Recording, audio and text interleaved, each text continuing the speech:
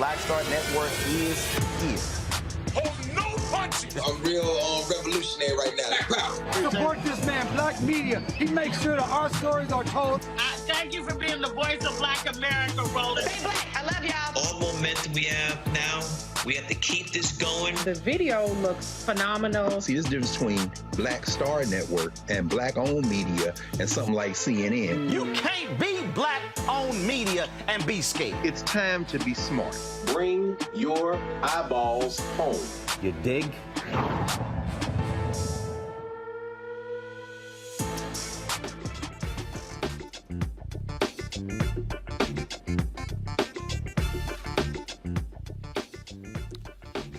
Today is Thursday, November 3rd, 2022. Roland Martin Unfiltered, broadcasting live from the Texas Rangers Golf Club here in Arlington, Texas, where we'll be, of course, talking to various candidates here who are running in Tarrant County here in the DFW area. On today's show, streaming live on the Black Star Network, Black men say they're not getting the attention they deserve. We'll talk to someone who wrote a piece for CNN.com about that very issue. Also, Charlie Crist is running for governor of Florida. He wants to beat Ron DeSantis. He will join us on today's show as well. We'll also talk about new polls out showing tightening races happening in North Carolina, Ohio, Pennsylvania as well. Plus, on today's show, we'll be joined by Senator Cory Booker of New Jersey. It's a jam-packed show, folks. It is time to bring the funk on Roland Martin Unfiltered on the Black Star Network. Let's go.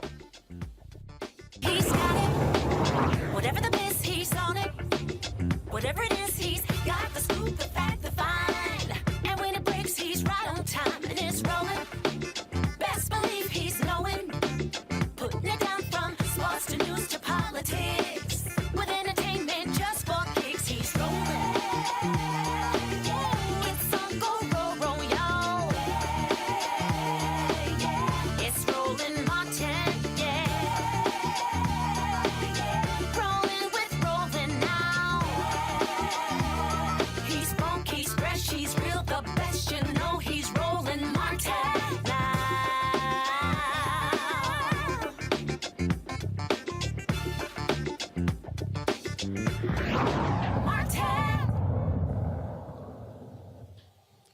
Black voters are going to be critical all across this country, but especially here in the area of Dallas-Fort Worth. We're in Tarrant County, the Texas Rangers Golf Club, for a GOTV event taking place here.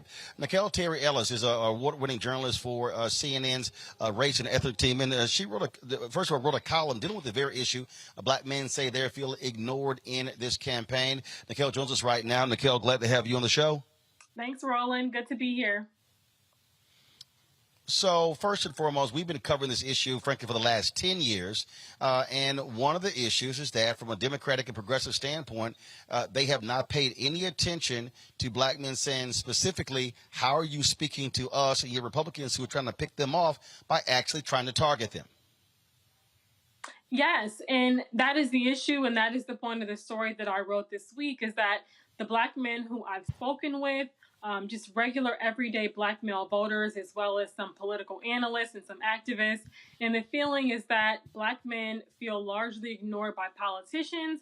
The issues that they care most about, including financial freedom, financial security, police reform, equal investment in predominantly black schools, just assistance for them and resources for them as entrepreneurs and aspiring entrepreneurs. They don't feel supported in that lane. Mental health resources, all of these are things that black men really care about, and they don't feel that politicians and candidates are really speaking to them, and that's part of their issue. And the fear is that some black men simply will not vote because they don't feel that either candidate from the Democratic or Republican Party is speaking to them in the issues that they care most about. Did any Democratic officials speak to that issue in terms of what they should be doing, what they're not doing?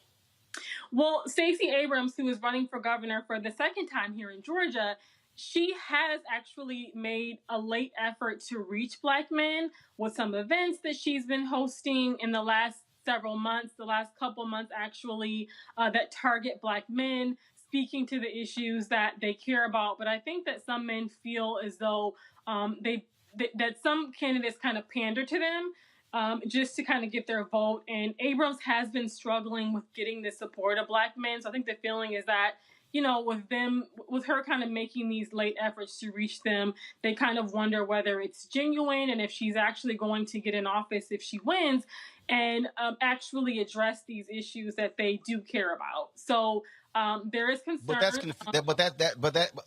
But that's confusing to me because it's first of all, she has an entire section on her website that specifically deals with black men. And so if folks say I'm being ignored, but she's actually paying attention to them, then it's like, oh, well, I don't know if she's actually going to do it. Well, that's sort of like an oxymoron. She's actually doing it, but they're saying she's not really doing it. Well, I think they feel as though Democrats have made similar promises before and they haven't followed through. So I think they're saying, they're not saying that they're not going to support Stacey Abrams at all. There are some black men who I interviewed who actually do plan to vote for her. But the concern is that, is she going to get in office and actually do the things that she lays out in the agenda on her website? Well, in order for her to see, this is the thing that I keep trying to explain to a bunch of people. You got to win to do those things. So if you don't win, it's a wasted conversation. And then the question is, what the hell has Brian Kemp done? Yeah, and I think that is a valid point, Roland. I think that a candidate has to get in office to actually, or get a chance to be the governor and get in office and actually follow through on those things to make it happen. The concern is that in the past, the things that they have asked for, the things that Democrats have promised them, in some cases have not happened. So that was the point of the story, to say that they just feel concerned that, she will get in office and that it won't happen. But you're right, she has to win in order for them to see that she will keep her promises. And I think I would dare say that there's a better shot of Stacey Abrams doing those things for these black men than Brian Kemp actually doing those things. Nicquel, we appreciate it. Folks can go to CNN.com to check out your piece. Thanks, Roland. All right. Thanks a lot. Folks, we're going to be joined shortly by Charlie Crist, who's running for governor of Florida. So control room, let me know when we have Charlie on the show. Right now, what I want to do is I want to bring in my panel here to talk about these issues. Erica Savage, founder of the Reframe Brain. Reese Colbert, founder of Black Women Views. Dr. Greg Carr, Department of Afro-American Studies, Howard University. Of course, glad to have all three of you here. Greg, I want to start with you. And this is the thing that as we wait for Charlie Crist to come on here, that I keep saying. I keep hearing all these people who yell tangibles, tangible, tangibles.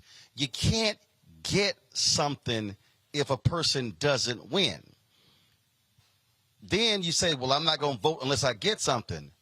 Okay, let me be clear. You can't get something if they don't win. If you don't vote, they're not going to win, which means you're not going to get something. Roland, we know what this is. This isn't about policy. This is about celebrity. This story, and frankly, all commercial news, entertainment, media, they shouldn't be called the fourth estate anymore. There's been an estate sale. They're talking about advertising. The real story here is how in the United States of America, we continue to conflate celebrity and personalities with policy. The things in the report that Sister Lennon wrote that these brothers that she interviewed say they want police reform. That's the George Floyd Justice and Policing Act. They want to deal with, health care and provide for their family. There's $1 billion on the table that the white nationalists of Georgia, led by their governor and legislature, will not allow Medicaid expansion. 12 states in this country, 8 of which are the old Confederacy, will not allow. See, I stopped short of saying that we are a race of children. I want to focus in on those people who keep saying the same thing and clearly opening their mouths, putting their brains on display, and say when they say these things, what they're really saying is, I haven't paid attention. I haven't looked at that website. I haven't looked at any of those things. And when you see the word tangibles, that is the weaponized ignorance that Reese has been talking about. It's a misinformation campaign. The real story is about the immaturity of the American voter. And unfortunately, Black people aren't exempt from that ignorance. I'm going to hold tight 1 second. I'm going to continue this conversation. We got Charlie Crist on the line. We had some technical issues, which is why we're late. No, he has a hard out, so I want to quickly go to him. You're a former governor, a former congressman. You run against Ron DeSantis. Based upon what polls look like right now, it's not looking good. What are you and others doing to get Democrats in that state moving? I saw an item earlier where you've got, 800,000 plus Democrats that ballots that were requested by Democrats that have not been returned.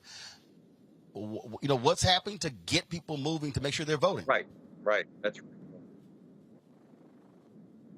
Well, we need to make sure that they get those ballots turned back in, those that have mail-in ballots, of course. But in addition, in recent polling we've seen in the last 2 days, a poll called the listening poll out of Pensacola, Florida, had us up by 8. And the real difference, Roland, was women. Because when you looked at the crosstabs after the original overall general polling was 54 to 46, you looked among men, and DeSantis was leading 53 to 47, but then you go to women, and we were ahead. We had almost 58% of the women vote. So this Roe v. Wade decision is having a huge impact in Florida. I think it's going to be a difference maker, a game changer, without a doubt. And I look forward to the next 5 days ahead and continue to campaign with enthusiasm and energy and excitement. You also have the importance of young voters. If they turn out 35, 40, 45%, that could be the difference maker. You've got those Parkland students who have been out there campaigning, raising money as well. And so what are you saying to those young voters in Florida to get them out? They're not turning out for early voting. Hopefully they're going to be showing up on Election Day. Well, they're very concerned about education, obviously. And, I used to serve as education commissioner for the state of Florida. I'm the last elected education commissioner of Florida. And I know that education is critical to young people throughout the state. And whether you're talking about going on and getting a college education or the opportunity to get educated in a trade, both are important. And we have to emphasize both. But we have to pay our teachers more. Right now, we're the third largest state in the country. We're paying our teachers 48 out of 50 states. That's embarrassing under the DeSantis administration. It needs to be changed. We need to refocus on education, and young voters care deeply about that. And young women voters care deeply about their right to choose and their individual freedom. Well, Charlie Crist, sorry we had the technical issues earlier coming here from Texas. Our time was short, and I know you have a hard out. Good luck. Drive those young voters as well as African-American voters there in Florida because I keep trying to tell folks, if you don't vote, shut the hell up. That's right. But when we vote, we win. God bless you, Roland. Thank you so much for having me. Charlie Crist, thanks a lot. I appreciate it. Going to go back to my panel, Greg, Reese, and Erica. And Erica, I'll go to you. I mean, it is absolutely mind-boggling. Like when I hear people say these things, it's like, oh, this hasn't been done, this hasn't been done, that hasn't been done. It drives me crazy because things have been done. Now, we had Terrence Woodbury on with Hit Strategies yesterday, and one of the things he talked about was a lot of people said what hadn't been done, and then when they were told what actually has been passed, people were kind of like, oh, wow, that's awesome. And so part of this thing also is on Democratic officials in D.C., in these states, the infrastructure as well, these parties, to have messaging where you're fully explaining it. I know Reese and I, we text about this all the time. I mean, you have to, as Joe Madison say, put it where the goats can get it. And unfortunately, they have not been properly messaging, telling people what they've actually accomplished. I literally had some fool tweet me today saying, because he was responding to a comment I made about HBCUs. He said, well, tell your guy Biden to throw some more money towards HBCUs like Donald Trump did. And I was like, are you stupid? Yes. Do you even understand the $6 billion that's gone to HBCUs? I mean, people literally are walking around acting as if nothing has been done. Mm-hmm. But guess what? They're going to start feeling the heat. We've been talking about this for now, Roland, this panel collectively for 4 years now. So the hashtag we tried to tell you is definitely going to be hitting a little differently here very soon. You know, I've been talking about on social media, you know, what are you going to do when you have to pay to log in? Well, guess what? On Twitter, though this is totally separate, but you're talking about for people to keep the check that literally lets people know that, hey, this person is an authority, they're an expert, they're certified, so to speak, in their field of expertise, that is going to come at a cost, at a premium. So if everybody or if people are paying attention to only what is highlighted on social media, to only what is catching their attention via meme, you're only going to catch the junk mail. The real life stuff is happening by way of reading and being informed. There is still personal responsibility, regardless of party, regardless of officials, regardless of who's in office, to know what the hell is going on in your own damn house. And your house is your township, it is your borough, it is whatever it is that describes where you live. It is your responsibility to learn that. Listen, for the past year and a half, I've been very, very honest and open and transparent about this recovery process I've been going through with my brain injury. Do you think if I operated by the way I was feeling, I would be in the position where I'm able to communicate with this panel and with Roland and to the audience again? Hell no. Simply to say this, fuck your feelings. I'm so damn glad that Fannie Lou Hamer wasn't thinking about her feelings when she told the sharecropper, hell no, I'm not going to do that anymore. And I am going to live in a more dignified way. When she asked, tell me a little bit more about this voting thing, and how can I then engage the folks around me to participate in not only voting, but also getting more people to vote as well. I'm so glad Harriet Tubman didn't get in her feelings when she was leading generations of us to a place of freedom. So honestly, at this point, at this juncture in the road, everybody has to take responsibility for what's happening in their own damn house, which is to say this: if you still have an opportunity to early vote, which a lot of people do up until this Saturday, go and take care of that. If you're going to wait until next Tuesday to do it as early as possible. But after those polls close, whatever you didn't do, if you were spending your time listening to what Uncle Luke said and then reposting that and making that what you believe to be reality, then baby, what is to come is absolutely explicitly on you, period. Because that person and that family did not participate in upholding the little bit of democracy that we have left. And Reese, I laugh at these people who listen to these YouTubeologists who their entire focus is to spread misinformation, disinformation, and they love talking about, oh, you're a shield for Democrats. Okay, so let's just break down what Nicquel just said. So if you're a black man out there and you say that you care about criminal justice reform, okay, this is a A and B test. A, Republicans, B, Democrats. Which party blocked the George Floyd Justice Act? A or B? To my panel, what is it? Republicans. Republicans, A. Yeah. A. Okay, so Democrats were down for it. Republicans blocked it. Okay. Big Mama got diabetes, paying a hell of a lot of money for her insulin. Which party wanted to cap insulin at $35? A, Democrats, B, Republicans. B, Democrats. Okay, the Dems. It was A. I'm sorry, I switched to A's and B's. So Democrats, A. So Democrats wanted to cap insulin at $35. Republicans.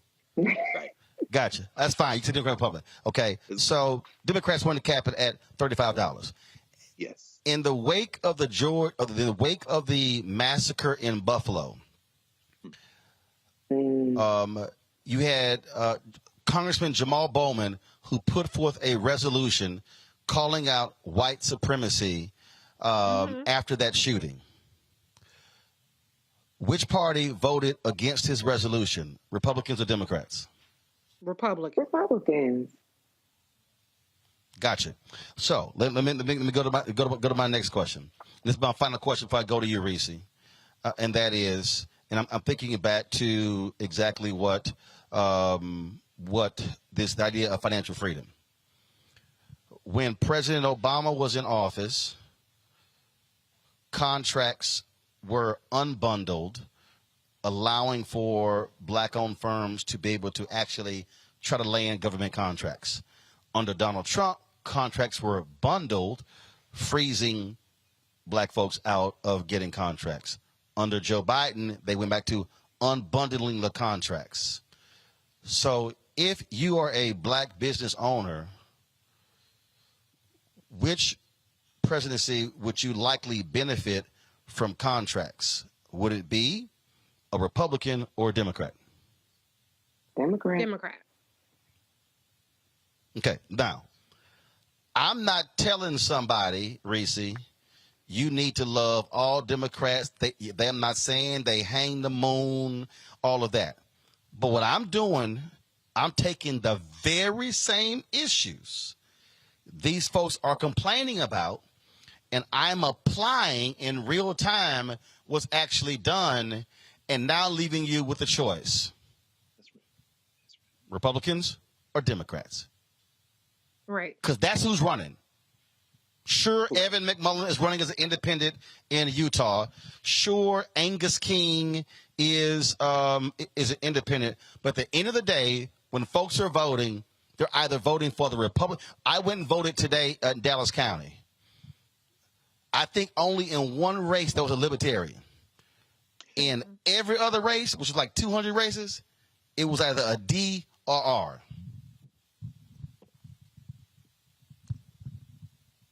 Come on, and the parties could not be more polar opposite. We're at a time where there is complete polarization in our politics, and the Republicans are radical extremists who want to strip away our citizenship and our humanity. That's just a fact, and it's amazing to me how people are not talking as much about the fact that they are brazenly running. Mike Lee in Utah is running against Evan McMullin, who's an incumbent senator, is saying that they want to phase out Medicaid, Medicare, and Social Security. So if your old ass is on a fixed income, like I saw some white lady in the Wall Street Journal talking about she's on a fixed income, the Republicans are going to take your shit away. Period. That's what they're trying to do. I'm just really not in the mood for the whining and the complaining. Yeah. Let's just break down a couple of things. Right now, if we want to talk about black men, you have black man who is the gubernatorial candidate in Arkansas, Dr. Crist Jones. Where's the support for him? You have Charles Booker, who is the Democratic Senate candidate in Kentucky.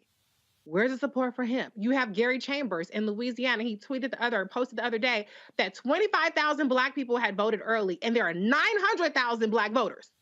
Where's the support for him?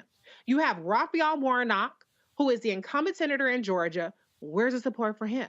And if you be honest, there's Herschel Walker. Maybe if you're not a Democrat and you're Republican, okay, you got black men running too. On the Republican side, they're crazy as all shit, but they're there. You have Mandela Barnes in Wisconsin, who is running for Senate. Where's the support for him? Let's go back to Pennsylvania. If you're not happy with Fetterman, where was the support for Malcolm Kenyatta in the primaries in Philadelphia? Didn't show up. Come on. We have in Maryland, you have Wes Moore, who is running for governor. He's probably going to win, so that's a good thing. But we have seen, this is now the second cycle where we have had black men as the statewide Democratic Senate candidate in multiple states who have been the candidates for governor. So I'm just not overly sympathetic 5 days out from the election from hearing nobody's coming to talk to me. We've been saying that it's important to talk to black men, but now is not the time for sob stories. Like Dr. Carr said, are you paying attention though? Check your algorithms. Is your algorithms giving you more about Kyrie Irving or more about what's happening with environmental justice, more what's happening with climate change, more what's happening with the Inflation Reduction Act?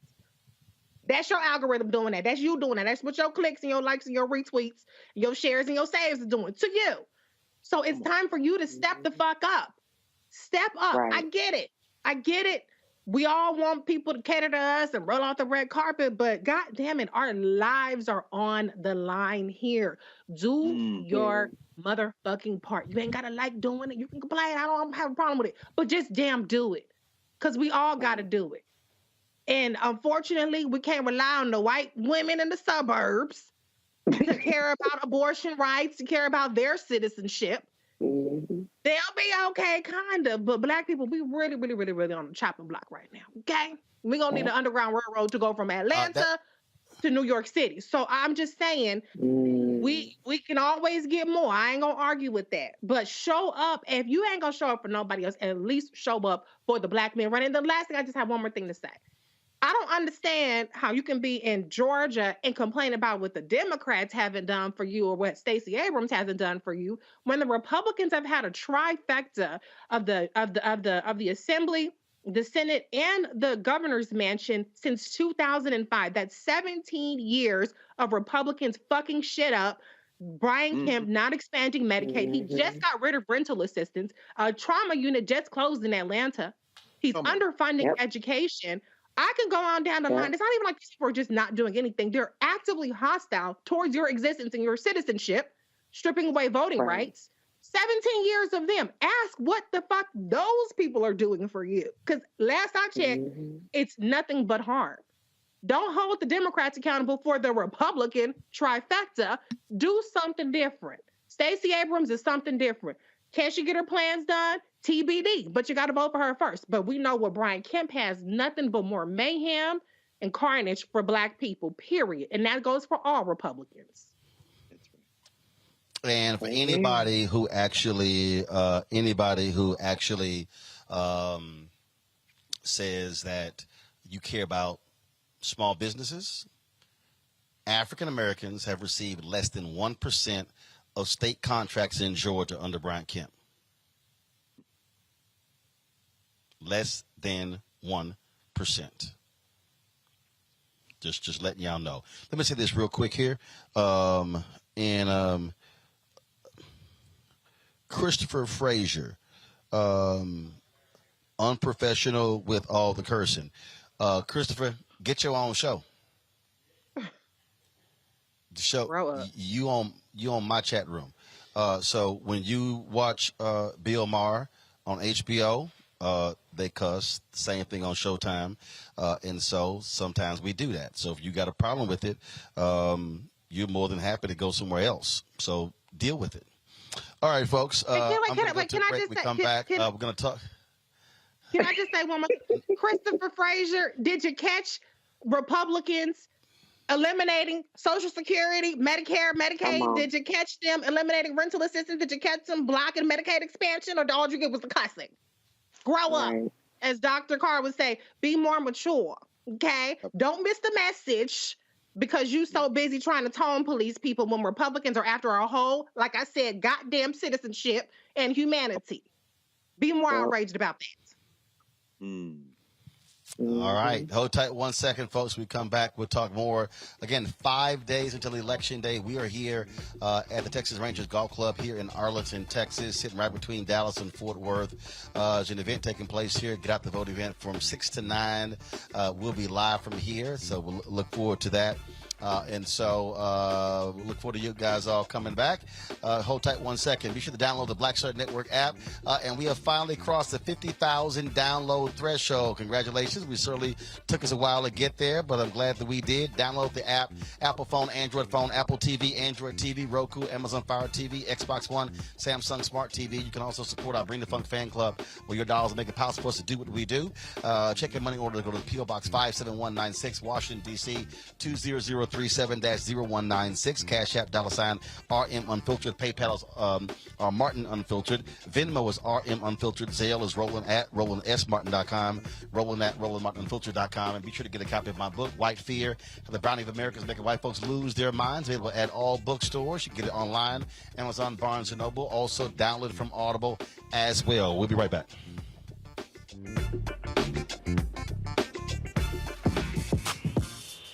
When we invest in ourselves, our glow, our vision, our vibe, we all shine. Together, we are Black beyond measure. It's time to know your rights.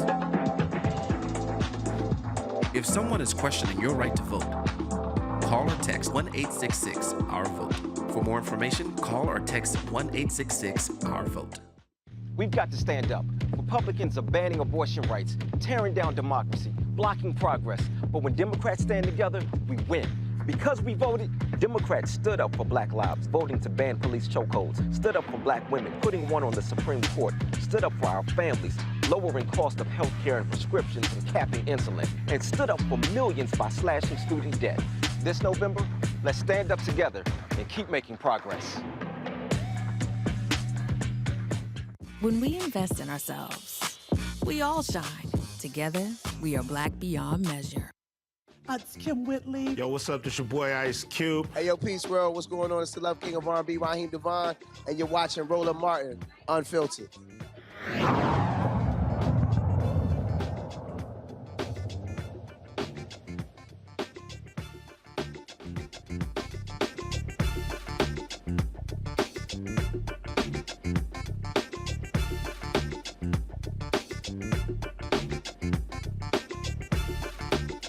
Kicking off in a few moments. We'll be joined by Texas State Representative Jasmine Crockett. She, of course, is running for Congress. Deborah Peoples is running for Tarrant County Judge. There are a number of other candidates who will be coming through here. We'll be chatting with them as well.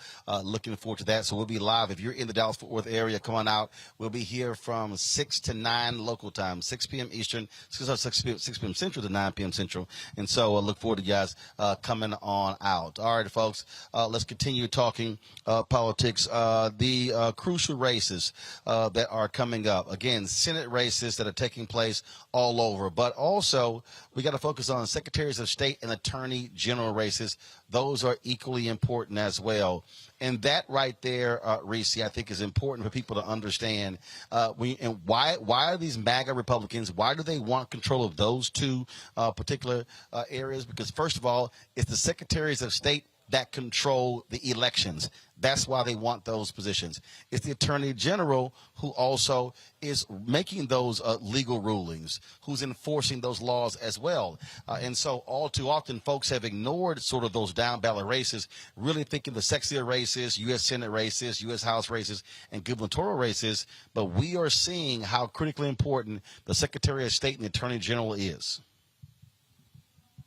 Right now, the attorneys generals for Republicans are blocking student loan debt cancellation. It's 30-something of them. And in terms of the secretaries of states, they're the ones who oversee elections, sometimes certify the elections. There are different rules in different states.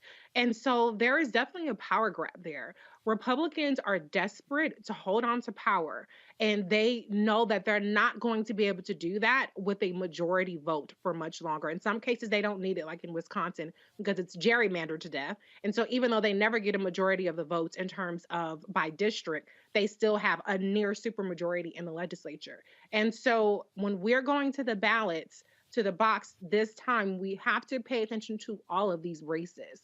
And I mentioned earlier Black male candidates in other races. In Maryland, you have Anthony Brown, who's running for Attorney General there. You have Black lieutenant governors across the country who are on the ballot as well. And so this is not something that we can take for granted.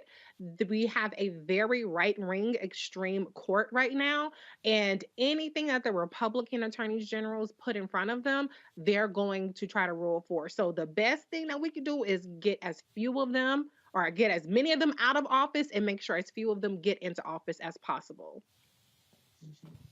Greg, you've got these sheriffs in Minnesota. They are targeting Keith Ellison over defund the police because his son was one of the folks involved in that movement. He is in a very tight race there. You got Aaron Ford, a brother who's Attorney General in Nevada. Another critical race, Kwame Raoul, who's Attorney General in Illinois. And so there are African Americans, who are in these races. And so it's really about, again, trying to get people to understand why these races matter, and why we must be thinking about politics in a much different way. Also, folks who was the county judge here on BTEC with Deborah Peoples. She ran for last year. She ran for mayor of Fort Worth, but she's running for county judge. Again, that's controlling the resources. Linda Hidalgo, the young Latina in Harris County who was elected, who's running for re-election. They've been targeting her because they don't want her. Again, controlling the purse strings in the county. And so it's trying to get people to understand you can't keep saying you want these issues addressed, but then you don't actually vote for the very people who can address the issues that you say you care about. Absolutely. And Reese, you brought up Gary Chambers. Not only do you not vote for the issues you care about, and by the way, brothers, in the CNN article, you said that one of the things you were concerned about was student debt. Well, guess which party is like, go to hell, and it filed lawsuit. But at any rate, stop that.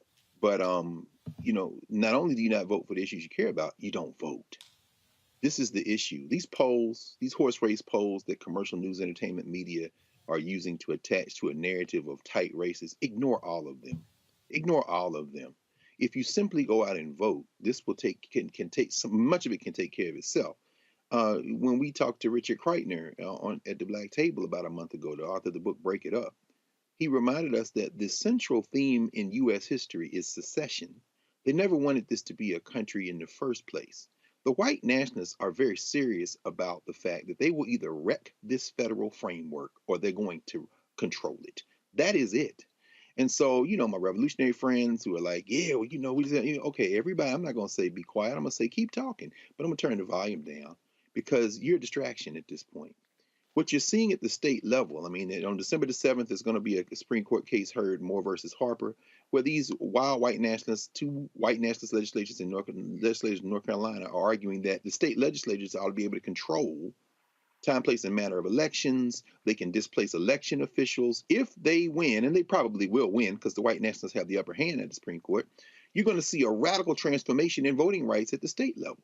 And then finally, as you mentioned, as you talk about these secretaries of state, let's be very clear. This nut in Arizona and all these other people that would want to run for governor, for example, in Wisconsin, is like, if I win, the Republicans will never lose another election. These white nationalists are determined to rule from the state house. They're within a couple of state legislatures of being able to call a federal constitutional convention where they're going to enshrine some of this theocracy, handmaid's tale stuff at the national level. But failing that, they are going to trap. 8 of the 12 states that haven't expanded Medicare are in the old Confederacy. Our people are being held hostage, and so are the poor whites, who simply, as you write in your book, White Fear, would rather have their whiteness than their lives. And so finally, when we think about this in the context of this clear race war, what we're talking about is a group of people so driven by their whiteness that they will take their votes and give them to the oligarchs who have spent, and I think you tweeted something out today, Roland, upward of almost $1 billion worth of money pumping into controlling so they can get all their profit back tenfold. We're now fighting not only for our lives, we're fighting for against the possibility that we won't even be able to have freedom of movement in this country. And if you think that's alarmist, as you said, Erica, just wait on it. Just wait on it. This ain't about being right. I don't give a damn about that. I have insurance. I got my piece of job, you know what I'm saying? But what about those people who you claim you love so much who gonna get a leg cut off or lose a toe, or as you say, got high blood pressure and stroke, who hobbling to try to make it from day to day? If you say you love those people, you are a liar. You are a liar. Because you do not love them enough to stand in between these devils and harm's way. So all you doing is running your mouth. And I'm not going to tell you to be quiet. I'm just going to turn the volume down and try to get 2 or 3 more people to add to the voters' roll because we got to go vote. Yeah. Erica.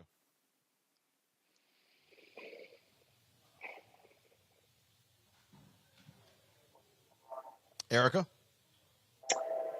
Yeah, I think, Reese and Greg tied a really nice bow on this. And, you talked about businesses. When you think about people making applications to do business and be recognized through their state, secretaries of state, they also own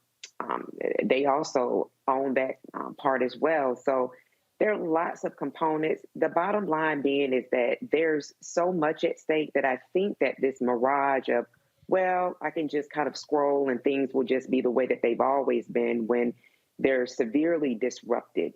And so to Greg's point, really turning down the noise on people who only seem to come out around this time to dissuade. They come out, they bring all of this laundry from years of things that they say that have not been remedied while the world around us continues to crumble and fall apart. So we continue to see this story over and over again. The immediate response should be to do the thing that we don't have to do all of the time, which is vote. Go to your Secretary of State's website so you can go and see the sample ballot, so you can see what's on the ballot, so you can see who's on the ballot. So if the language does not seem to be something that you understand, that you have time to throw it into the Google so that you can understand the language of whatever that referendum is. But be familiar enough and care enough about what is going on in your house. And as Greg said, the people around it that it will have impact on, to do that at least and go and vote. I cannot invoke enough. And Roland has this shirt around voting like your ancestors died for. I keep thinking about Fannie Lou Hamer. There is no way in hell I could sit at home and not do one thing that takes the littlest amount of my time to help make sure that there is, again, some semblance of democracy. Really, the stakes are as high as they have ever been. And as we've been saying over and over again, they're not, approaching your neck. Y'all, they are at our necks. What you gonna do? You need to vote. Joining us right now is Dr. Ron Daniels. He's the president for the Institute of the Black World 21st Century. He joined us from Elmhurst, Queens, New York. Doc, how you doing? I'm doing fine. And first of all, I just want to commend you, Roland, for what you're doing, man. I mean, in your panel. It's one of the few spaces where people are actually talking about the real issues and talking about voting in a way that makes sense in relationship to what's at stake. This is the most critical election, arguably, in the last half century, if not more. And yeah, there are issues, there are problems. I've complained about the way in which perhaps the Democrats could message more and better and so forth and so on, but that's sort of beside the point.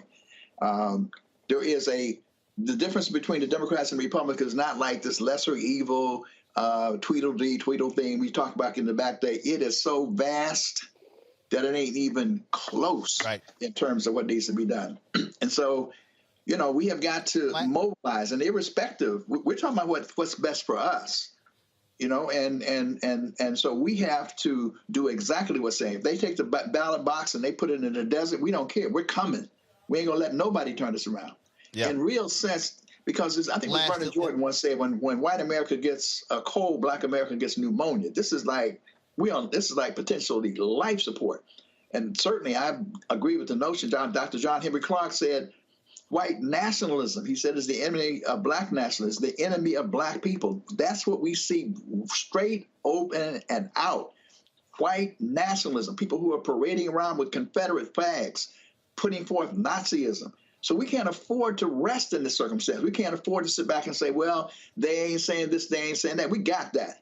We got LaTosha Brown and people like Barbara Arnwine and Melanie Campbell and the Divine Nine and people out there doing what we need to do for black people and for our interests, because these folks are willing to commit suicide, in terms of cutting their own throats, because the focus has been on divide and exploit, looking at us historically. So I just really, really, really want to commend you, Roland, for just breaking it down, making it plain, to get people to understand that this is crucial, absolutely crucial, what's been doing. And you've been on it, brother. You've been hitting it and hitting it and hitting it. And I'm just hoping that despite the polls, because the real deal is people keep talking about these lazy consultants, man. They keep talking about the probable voters. We're not talking about the probable voters. We're talking about those people who are improbable, who are sitting at home. And our sister, I think, Arisi, I think, pointed out, and she just sort of went past it real quick. We have races where thousands and thousands and thousands and thousands of black people are actually sitting at home and not voting. Thousands and thousands and thousands of black people who are sitting at home and not voting. We got to wake them up. And hopefully we still got time between now and November 8th to get that done, because that is the secret sauce. We are the base. the rejected stones, who are the cornerstones for saving ourselves and indeed saving democracy. And we certainly need to save democracy because we all up in this. Well, and again, the point that I think you made there is the one that jumps out at me. The people who are sitting at home, the 900,000 ballots that have not been returned, requested in Florida. Gary Chambers tweeting about just the lackluster numbers in Louisiana.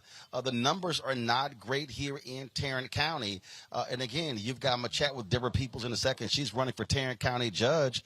I mean, she's literally African-American, and the numbers are not strong. And so it's like, okay, so people complain that we're not hearing from various people. Now you got African-Americans who are running and folks still not running. So at one point, again, this is why when I say voters shut the hell up, I just reached a point where at some point people have to stop offering excuses and then just go ahead and say they don't care. And if you don't care, I don't want to hear from you about anything, because this is a way for you to participate in the process, to have a voice. Right, and nobody would say that voting is the only thing we need to do. We need to do economic boycotts. We need to do disruption. We need to do all kinds of things. Voting is one of the tools that we have in our arsenal. The one thing about this tool is it sets public policy. I don't care what anybody says. At the end of the day, it sets policy. And so when we look at, as you were pointing out earlier, point by point by point, and I have to end up doing this on my radio show. People, it don't make any difference between the Democrats and Republicans. You take any set of issues and you go down the line and you ask, where do these renegade, retrograde, orange, MAGA mad minions sit, and where do the Democrats sit? That doesn't mean that they're perfect, but it means in terms of our interests, it ain't even close on issues like the student debt, where HBCUs are going to benefit and people who are on Pell Grants are going to benefit. The whole question of health care, as you mentioned around in terms of insulin, how do these people dare get away with voting against reducing prices for insulin? And that affects us because we're disproportionately affected by these comorbidities of high blood pressure and diabetes and various things. And beside that, I mean, they don't talk about it enough. That's my critique. We do have a black vice president. We do have the first judge, black woman appointed to the Supreme Court of the United States. We have a black woman who is sitting there who is like articulating what the Biden administration's position is on issues in a way that with decency. Decency does matter in terms of how you conduct yourself. But beyond that, we also know that when you unpack the policies and the bipartisan infrastructure bill that was passed, certainly the Inflation Reduction Act, we are affected by environmental racism. The whole question of climate change and global warming will hit us not only in this country and around the world in a disproportionate way. The biggest amount of money ever in the history of these United States was invested and put into that bill. That will impact us. There's money in the infrastructure bill where communities who were in fact redlined by urban renewal of the Negro removal program of the 19th or 20th century, we said, can be repaired. We just wish the Democrats would talk about those things more. But those of us who do know about it are saying it, we're talking about it, and because we got to march on ballot boxes. That's my thing. You talk about Fannie Lou Hamer. I looked at the Evan Pettis Bridge and the whole Bloody Sunday in terms of people who were beaten back. And I say something else is very simple. When white folks don't want us to do something, we better wake up. Because why is it the white folks don't want us to do something? Because they are doing just what Professor Carr said. This is about white minority rule, a small minority of people who have super red states. That's why the orange man never, ever worried about his approval ratings or about the majority. They doubled down on their white nationalist base, and they're fervent, they're fanatics, they are cult-like. And I don't want a cult, but I want people to be reasonable, and our interest says that we should be marching on ballot boxes like never before. Should not even be close in Georgia. How could it possibly be close in Georgia with this buffoon Herschel Walker running for? I mean, it's just mind-boggling. Ron, we're going to be having an event on November 10th, 2 days after the election, a breakdown of the election at campus of Howard University. Just tell people about that before we go. Yeah, well, that's one of the things, Roland, again, but thank you for being the co-moderator with Dr. Julian Malvo, because at the end of the day, once it's all over, we got to do a post-mortem. We got to find out what happened, and we're going to do that. The first major conversation on the impact of the election, and we hope it's going to be very promising in some respects. But irrespective of that, we'll be at Howard University's Crampton Auditorium on November 10th. Doors will open at 6 o'clock. It'll start at 7 o'clock. There's all kind of press interest that has developed in this, and you see the lineup: Mark Morial of the Urban League, Hillary Shelton, NAACP, Melanie Campbell, whose name I just called out, Tamika Mallory, Pastor Mike. People may not know him, a bad brother who's talking about how to deal with violence and those issues. We have the National Council of Negro Women. We have Male Foot Constituency of Africa, who looks after our interests as it relates to Africa policy. Is that Greg Carr? Yeah, Professor Greg Carr will be there. Dr. Ife Williams, Chairman Emeritus of the National Congress of Black Women.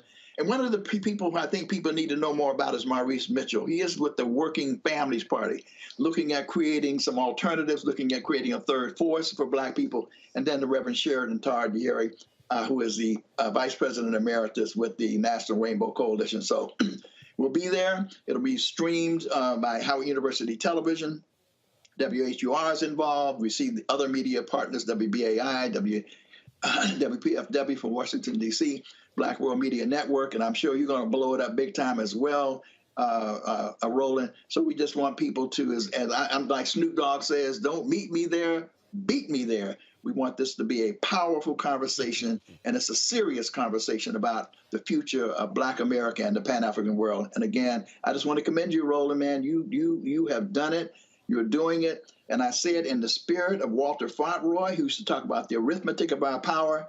The Reverend Jesse Lewis Jackson, you know, he's slowing down now. But Jesse always talked about those rocks just laying around. Every season, he would be trying to point out the margin of victory is those Black voters who don't vote. And you have picked that up. That's the kind of civic education we need on these airways, unfiltered. And we appreciate you so much for doing that. And, of course, we will be streaming it on the Black Star Network. Dr. Ron Daniels, we appreciate it. Thanks a lot.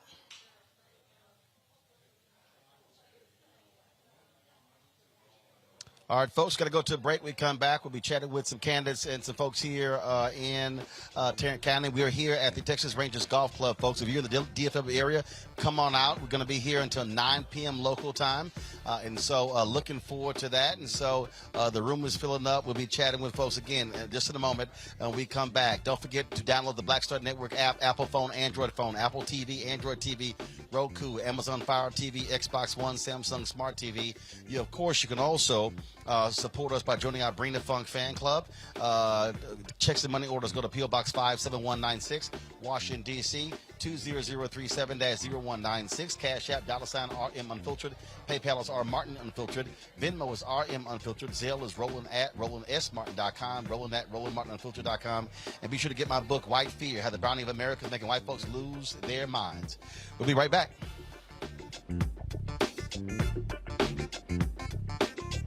When we invest in ourselves, we all shine.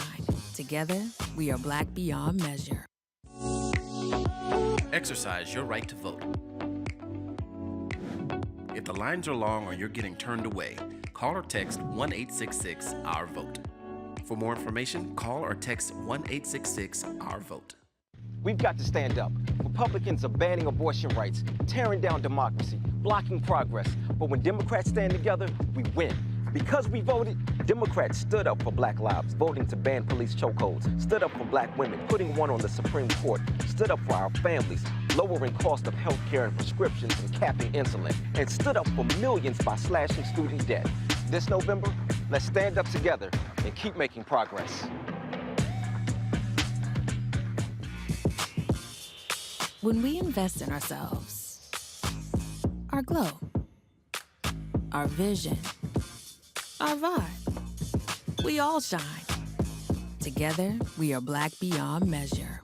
When you talk about blackness and what happens in Black culture, we're about covering these things that matter to us, speaking to our issues and concerns. This is a genuine people-powered movement. There's a lot of stuff that we're not getting. You get it, and you spread the word. We wish to plead our own cause too long have others spoken for us. We cannot tell our own story if we can't pay for it. This is about covering us. Invest in black-owned media. Your dollars matter. We don't have to keep asking them to cover our stuff. So please support us in what we do, folks. We want to hit 2,000 people, $50 this month, raise $100,000. We're behind 100,000, so we want to hit that. Y'all money makes this possible. Checks and money orders go to P.O. Box 57196, Washington, D.C. 20037-0196. The Cash App is $RM Unfiltered. PayPal is R Martin Unfiltered. Venmo is RM Unfiltered. Zelle is roland@rolandsmartin.com. Hatred on the streets, a horrific scene, a white nationalist rally that descended into deadly violence. White people are losing their damn minds. As an angry pro-Trump mob storms the U.S. Capitol, we've seen shooting. We're about to see the rise of what I call white minority resistance. We have seen white folks in this country who simply cannot tolerate black folks voting. I think what we're seeing is the inevitable result of violent denial. This is part of American history. Every time that people of color have made progress, whether real or symbolic, there has been what Carol Anderson at Emory University calls white rage as a backlash. This is the rise of the Proud Boys and the Boogaloo Boys. America, there's going to be more of this. Here's all the Proud Boys, guys. This country is getting increasingly racist in its behaviors and its attitudes because of the fear of white people. The fear that they're taking our jobs, they're taking our resources, they're taking our women. This is white fear.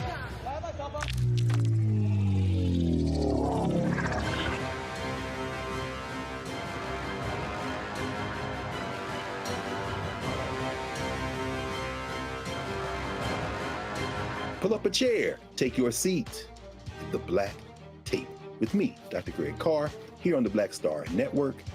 Every week, we'll take a deeper dive into the world we're living in. Join the conversation only on the Black Star Network. We're all impacted by the culture, whether we know it or not. From politics to music and entertainment, it's a huge part of our lives, and we're going to talk about it every day right here on The Culture with me, Faraji Muhammad, only on the Black Star Network. How y'all doing? It's your favorite funny girl, Amanda Seals. Hi, I'm Anthony Brown from Anthony Brown and Group Therapy. What up, Lana Well, and you are watching Roland Martin Unfiltered.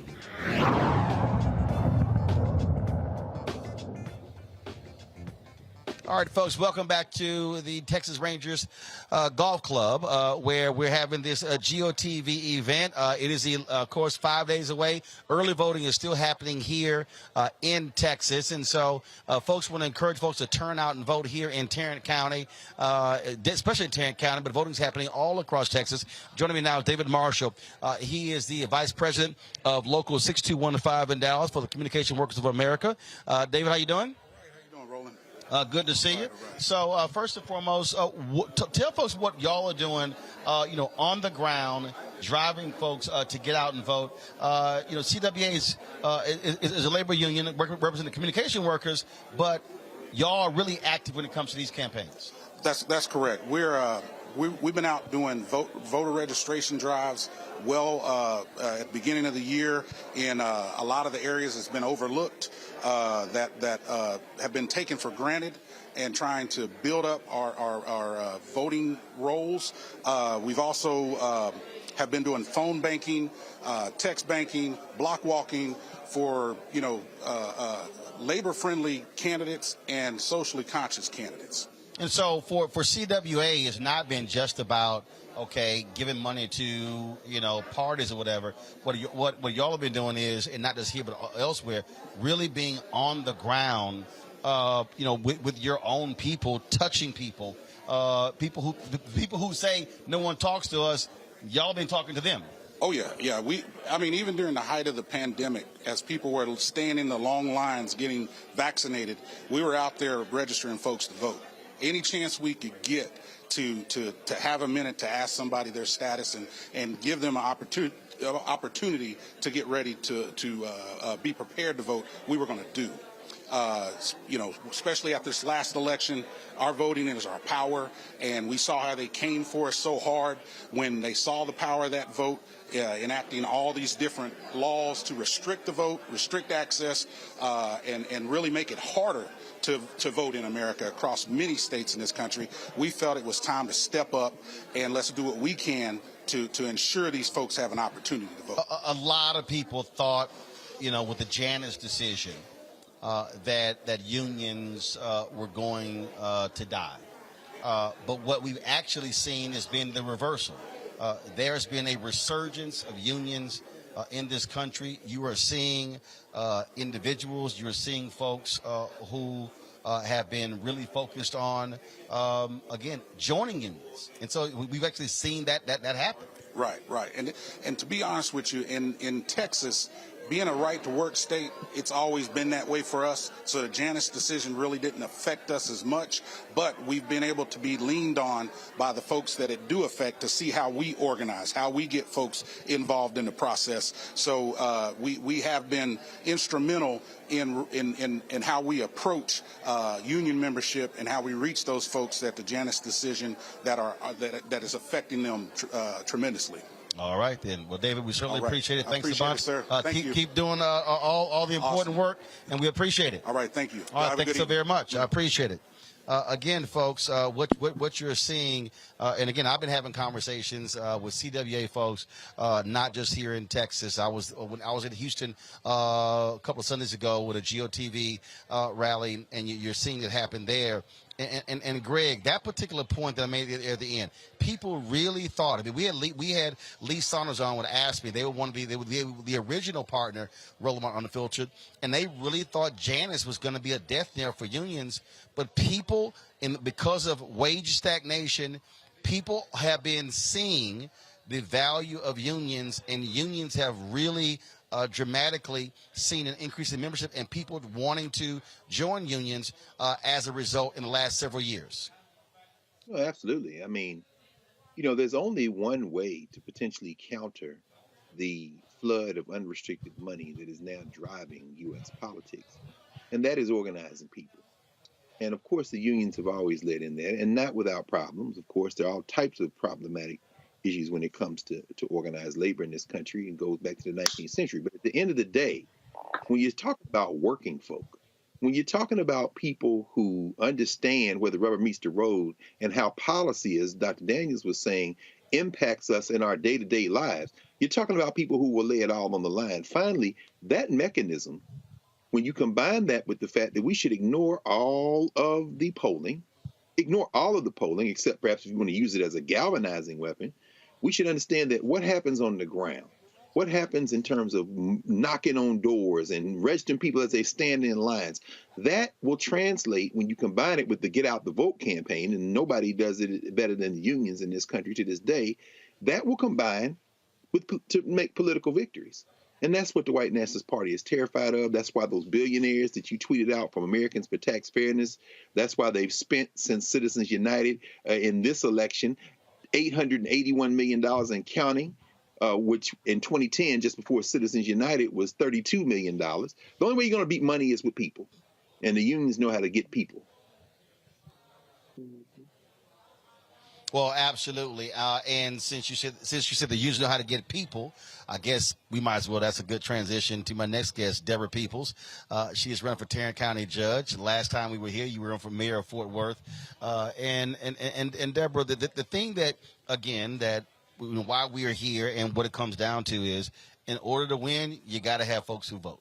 And so, what did you learn running for mayor that you're now running for county judge, to get folks to understand, especially black folks, you can't keep saying you want something to be done, but then you don't vote for the candidates who could possibly deliver? Absolutely, Roland. And so what we learned is you have to have those face-to-face conversations. You got to get in people's face and talk about what's at stake here. And I will tell you, when I ran for mayor, just like now, what people talk to me about are kitchen table issues. They talk about jobs. They talk about the economy. They talk about housing and health care. Those are things that are decided here at the local level. Joe Biden's not going to make sure that you get a job here in Tarrant County. He's going to have a jobs package, but it's my job to make sure that it comes here. And economic development. And I think you have to talk to people about what's at stake. And that's what we've been doing. Since I ran for mayor, between May and June, Roland, we found 13,000 new voters. I lost that race by 5,000 votes. But this time, we started immediately having those conversations with people about why it's important. I wasn't running for anything, but we were going knocking on doors saying, okay, you didn't vote. Tell me why you didn't vote. And the things that they talked about were issues like, well, it doesn't matter. You know, my vote doesn't matter. I said, do you realize how many races are won by 10 and 12 votes? Your vote absolutely matters. And it's the only time in America that you are on equal par with a millionaire. He gets one vote just like you get one vote. And so I believe we've done a good job of having those conversations. And now it's just getting people to the polls. I think it's also a matter of, you know, when we talk about basic, you know, in sports they call it basic blocking and tackling. Absolutely. The reality is you can flood television with ads. Mm-hmm. You can flood radio with ads, but a ground game is important. So what does it look like here? Of course, early voting is happening here in Texas. I've looked at some of the numbers. The numbers are not great for African Americans here in Tarrant County. And so we know early voting ends on Saturday. It ends tomorrow. It ends tomorrow. Uh-huh. So what are y'all doing? Obviously, get people out for tomorrow, early voting, but really getting them to come out on Tuesday. So, Roland, unfortunately, we've done this thing. So let me tell you first about vote by mail. We have totally disenfranchised our seniors. We have. And so what... No, not we. Republicans in Texas. Absolutely. By design. You're absolutely right. So only 50% of our seniors applied from, there were 44,000 in 2018, only 22,000 now. Wow. They are frightened. It was cut in half. It was cut in half. So we've spent time talking to those seniors, telling them, asking them, do they need a ride to the polls? Do they need to get there? Because we want them to vote.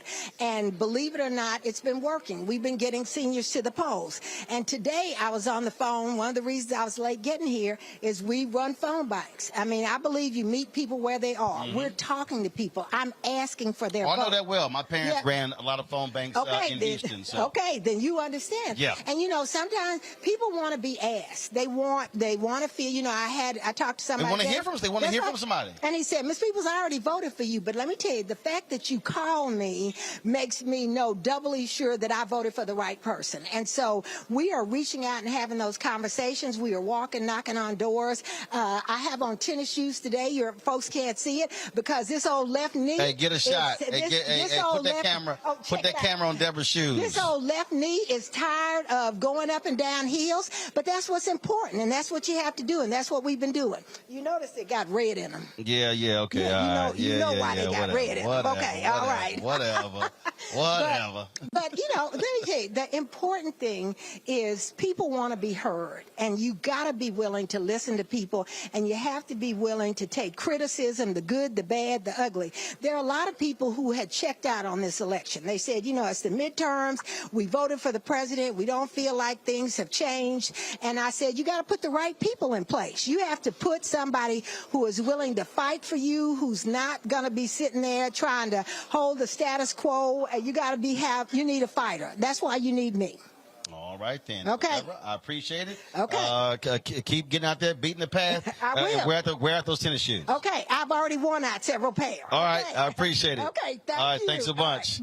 Folks, joining us right now is the Senator from New Jersey, Cory Booker. Senator, how you doing? I'm doing really, really well. Thank you very much.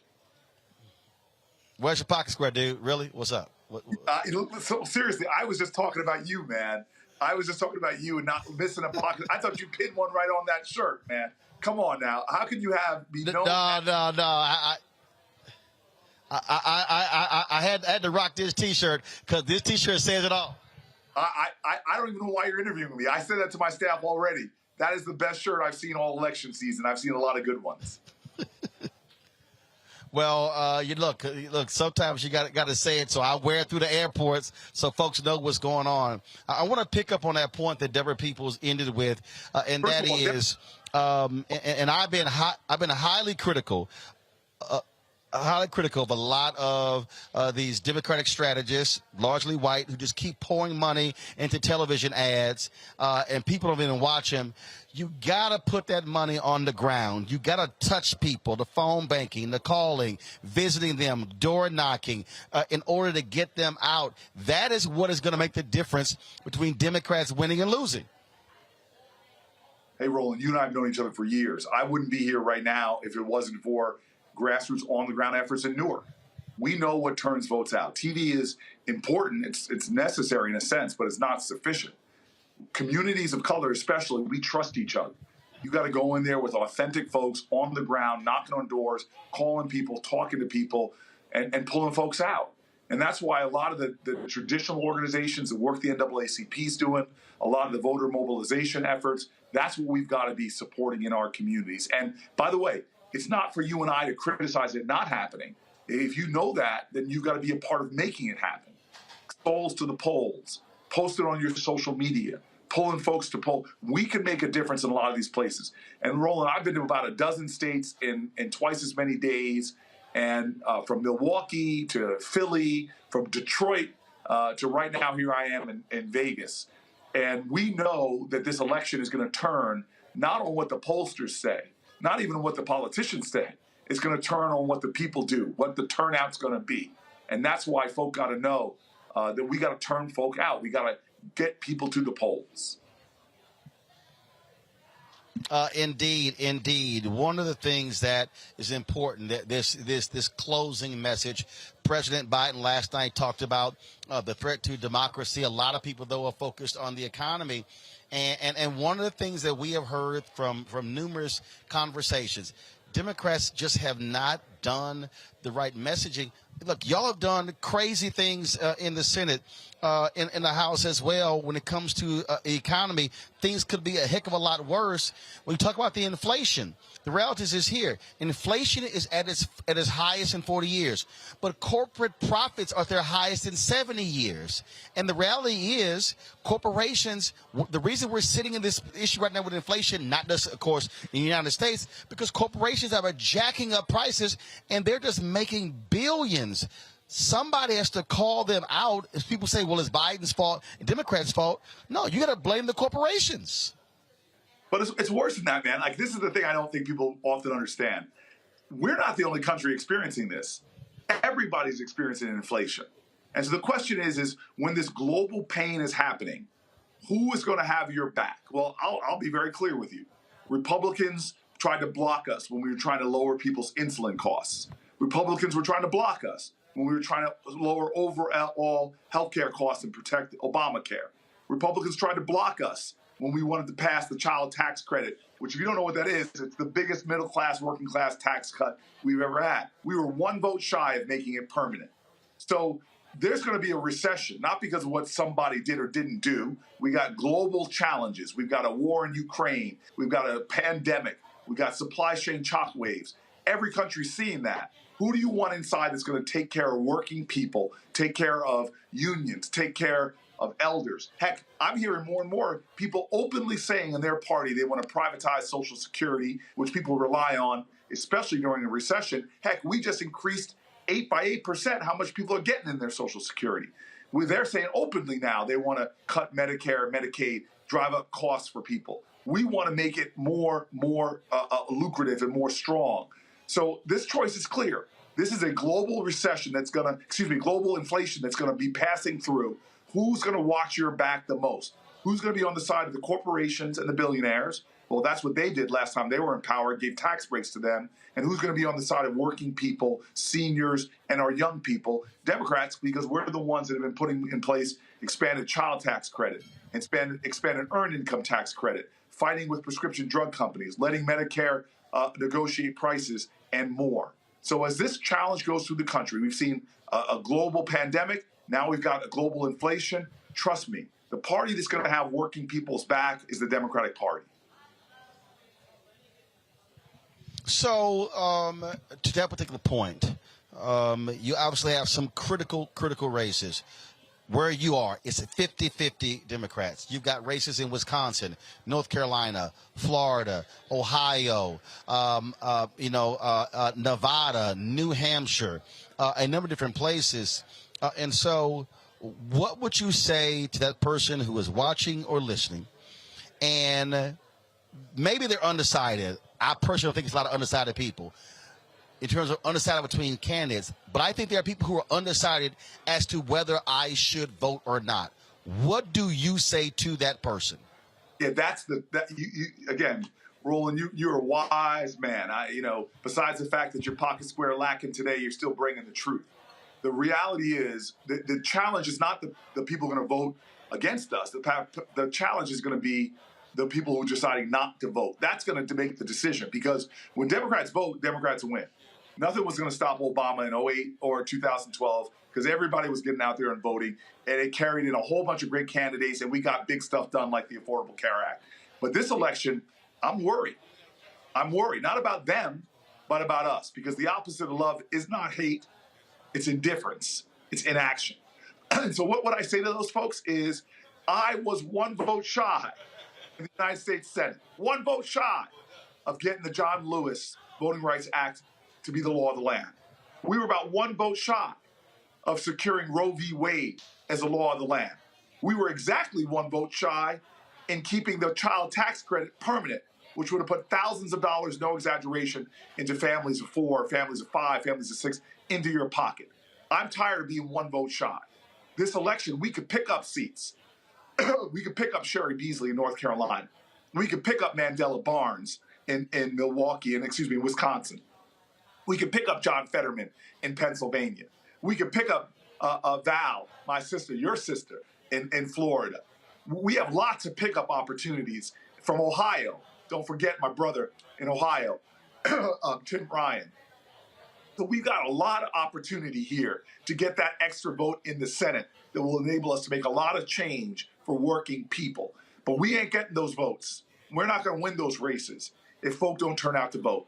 This is the great thing we've always known in America, and particularly in the Black community. The power is in our hands. The power is in our hands. If we use it, we win.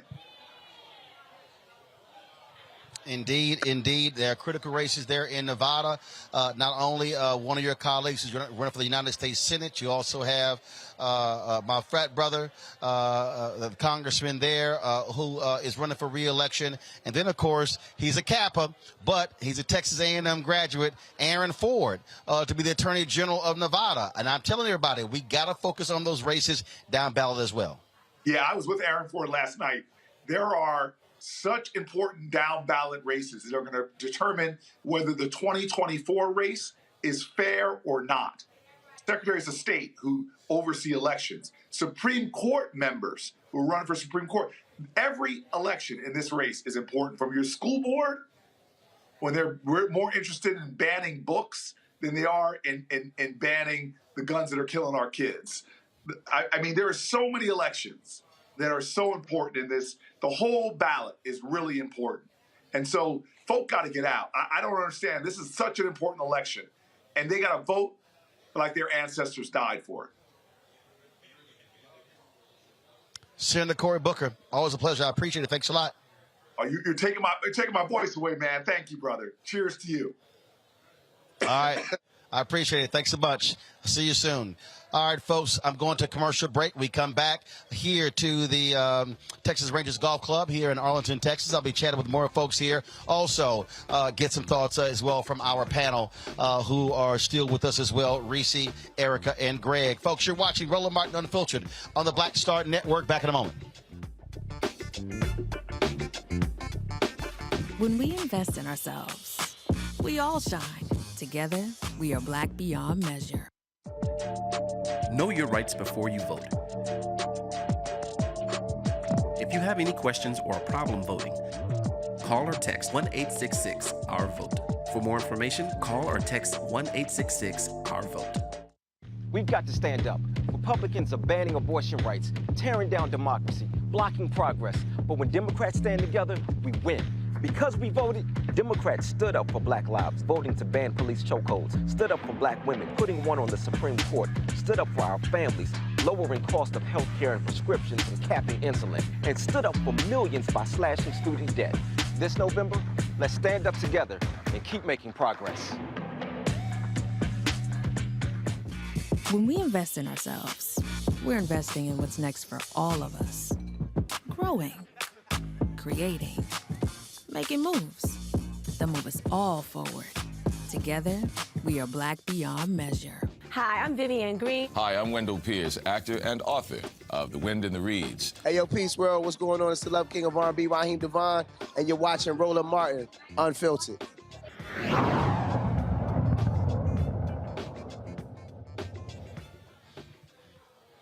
Folks, welcome back to the Texas Rangers Golf Club here in Arlington, Texas, where we are here. There are a number of folks who are already here, gathered here at this GOTV event. You've heard us talking to several of the folks as well. Reese, Greg, and Erica. Reese, I'll start with you. Again, what Senator Cory Booker just said right there. He laid it all out. For all the people out there who keep saying they ain't done this, they ain't done that, he laid out. If we had one vote, would have got the Earned Income Child Tax Credit. If we had one vote, would have passed Roe v. Wade. If we had one vote, would have had the John Lewis Act and the For the People Act, and on and on and on. And that's the thing that people also make a distinction. They say, well, Democrats ain't done this. Well, first of all, Democrats have passed a ton of stuff in the House, but it dies in the Senate because they didn't have the votes. Right. I think he's generous in saying one vote as opposed to two, but okay, maybe it's just one more vote. But I think that's a simple message.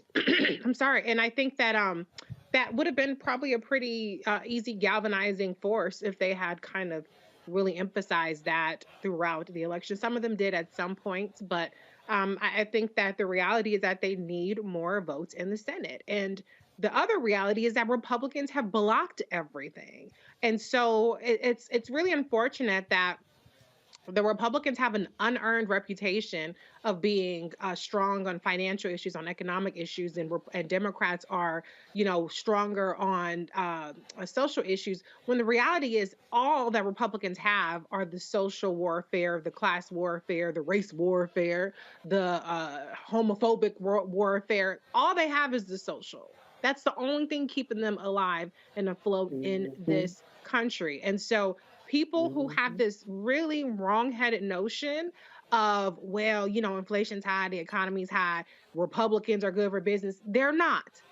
Because Republicans are the one that handed trillions of dollars in deficit spending to rich people for tax cuts. I got screwed by the Trump tax scam. Let's just be clear about that.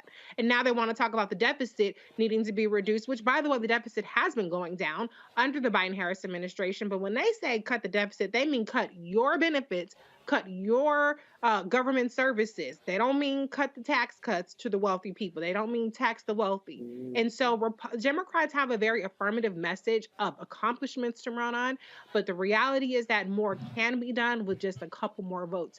And I have to say one more thing that couldn't be more stark of how much we can really get done if we get those votes in the Senate and we hold on to the House. I mean, we're talking about the whole buffet of things that haven't been able to get through the filibuster. If we get enough votes, the senators, almost all the Senate candidates that I could think of that are running to beat Republicans are for scrapping the filibuster. So there's a whole buffet of things, real priorities that we want to see done that can get done.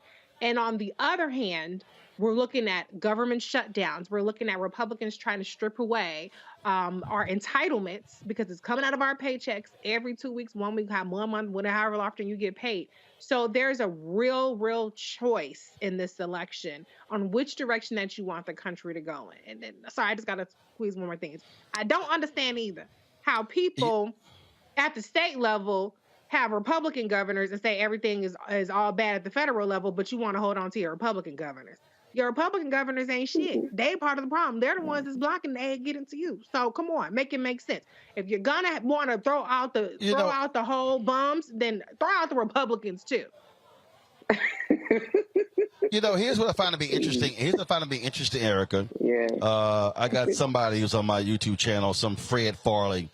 Democrats' offer to non-immigrant blacks in America are not specific enough. These people continue to insist that somehow they can pass very specific things only for black people. None of these people paid any attention in government class. And I get more of these yahoos on my social media who actually believe that, well, no, it has to be specific. I even responded to somebody who said that the student loan debt relief would disproportionately impact African-American students. This fool said, but it's not specific to us. And I'm sitting there going, okay, you know what? Y'all just looking for BS. I mean, it's like literally, they cannot pay. Congress cannot say, we are going to pass this housing bill, and it is only going to go to black people. It don't work that way. But these yahoos, in their minds, oh, yeah, it has to be specific. Bye, Ashy. Bye, reading comprehension skills. Bye. This is the kind of stuff that we're talking about. These are people that only engage the internet to find something to be miserable about, to find some really silly, misinforming talking point to parrot. These are people that take and channel all of their anger, and they meet their best friend, the internet, and they go down that rabbit hole. So those are the people that you're pretty much describing. But one of the things that I really want to warn people, and so, I've seen and read where people have said, well, every election seems to be the election of our lifetime, and every election seems to be the most important. Well, you're damn straight it is. It will be the most important election until we foundationally have some semblance of power. And so people don't want to wake up November the 9th, much in the same way people did right after November in 2016, when it was announced that the son of a Klansman would be assuming the White House position. People don't want to wake up and look in the rearview mirror and then have conversations about an issue or great issues that they had no input in because they abdicated the one thing that they could have done to actually shift things into a much more favorable position, which is having Democrats in power, both in the House and in the Senate. So I don't know what else needs to be fed to people for them to make sure that if they don't get an opportunity to early vote, that they do vote. Because everything I know, for at least on this platform, that has been said since 2018, we've slowly seen some of those things that have come to fruition. And so for everything that we have said on a Monday through a Friday, weekends, when it's real good, that people hopefully won't wake up and see a lot of what we said happen, which is that this country is going to be in an apartheid state. And they've made it very, very, when I'm saying they, I'm talking about Republicans, they've made it very clear in newspaper articles, folks can Google it if they want to, about what the plan is for this country. They do not want anyone else in power except for them. That's the plan, point blank and period. And they're doing it day by day, minute by minute. So people have to make sure that they engage in the vote so that, again, they're not looking at this election in the rearview mirror, finding something else to complain and cry about on the internet when it'll be too late. And that's the point right there, Greg, that I tell the people. You better understand, you can sit here and yell, holler, I want to hear specifics. I'm telling you, you don't know how politics works. I mean, you cannot pass a bill that says this is only going to go to this group. Congress did that with the minority farmers, and what happened? White folks sued, and it's been held up in the courts. Why? Because they said it's only for them and not for white farmers as well. But again, these yahoos, these YouTube political scientists, they got all these black folks running around repeating their nonsense, and I'm sitting there going, it's like, y'all have no idea what the hell y'all talking about. None. Well, that's why they're being platformed. I mean, we know that in this country, people don't start paying attention until right before the election cycle. That's why we're being inundated with all this weaponized ignorance. I don't even know if there is a Fred Farley. It may be somebody, coming in to try to distract.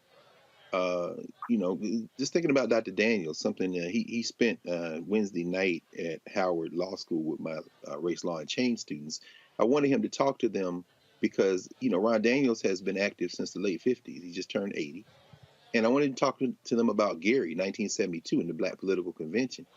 And what he stressed that night was that what he stressed here today, Black issues should drive our agenda. But that doesn't mean that Black issues don't also help the poor and help other people. I'm saying this as a Pan-Africanist, as a Black internationalist. Race first for me. And race first means that some white person will get their teeth fixed in Georgia and call me the N-word. But guess what? My issue isn't trying to convince them of anything. My issue is getting our people out because it's going to help our people. Now, let's just look at it very basically. As I said, 8 of the 12 states that have an expanded Medicaid are in the old Confederacy. And now 6 states with Republican governors have expanded Medicaid. And there's an initiative in South Dakota, Amendment D, that they put on the ballot. Why? Because the white nationalist governors don't want to expand Medicaid because the billionaires who own them and the criminals like the ghoulish Rick Scott out of Florida, which has an expanded Medicaid, a thief of $300 million, are going to get rich. See, the rich people are driving the white nationalists to help them become more rich. They don't give a damn about those people. But these people, even white people with Republican governors, are voting to expand Medicaid to get past their white nationalist governors. Now, how does that affect us in terms of Black issues? Guess what? Go back and understand the Rainbow Coalition with Reverend Jackson. Go back and understand where he got that from, which was Fred Hampton and the Young Lords, the Latinos in Chicago, and the Young Patriots, which were the poor whites in Chicago. You ain't got to like everybody to advance your agenda. And guess what? It's going to help a lot of other people, too. I'll end with this. As you say, this is ground warfare, and it's incremental. We can count. They didn't deliver. First of all, you haven't done any research. We've established that. But second of all, if you understand that 2 or 3 more seats in the Senate will get you all this other stuff, then stop dealing with they didn't do it, they didn't do it, they didn't do it. And the other thing is, listening to Cory Booker there, and for this person, if it's Farley talking about native-born Black Americans, okay, I'm going to wrap with this right here. There's a native-born, African-born in America whose parents came here from Nigeria. She was an intern for Senator Booker this summer. One of my best students I've ever had, Kosi Anelli. She's from Colleen, Texas. Now, she's a born in the United States Texan whose people came here from West Africa. And if you don't have Black elected officials, you don't even have a pipeline for developing the type of policymakers. That child will give her a whole heart for the race. And guess what? If you would rather have white nationalists putting their ignorant children in places to write policy against you, if you want to have them 3 people from Mothers for Liberty destroying the damn curriculum because they're running for school board now and state superintendent education, then concede that. And when they come for you, don't expect me, a Black nationalist, to bump for you. Guess what? Yon, baby. Because you have decided that you're going to put your ignorance before the interests of our people. And then just because it helps other people should not be a reason that you sit out. Because you're going to commit suicide, and them white nationalists who die with you are just going to be, there's going to be a whole bunch of dead human beings. Damn it. Bring in right now Lee Merritt. He's an attorney.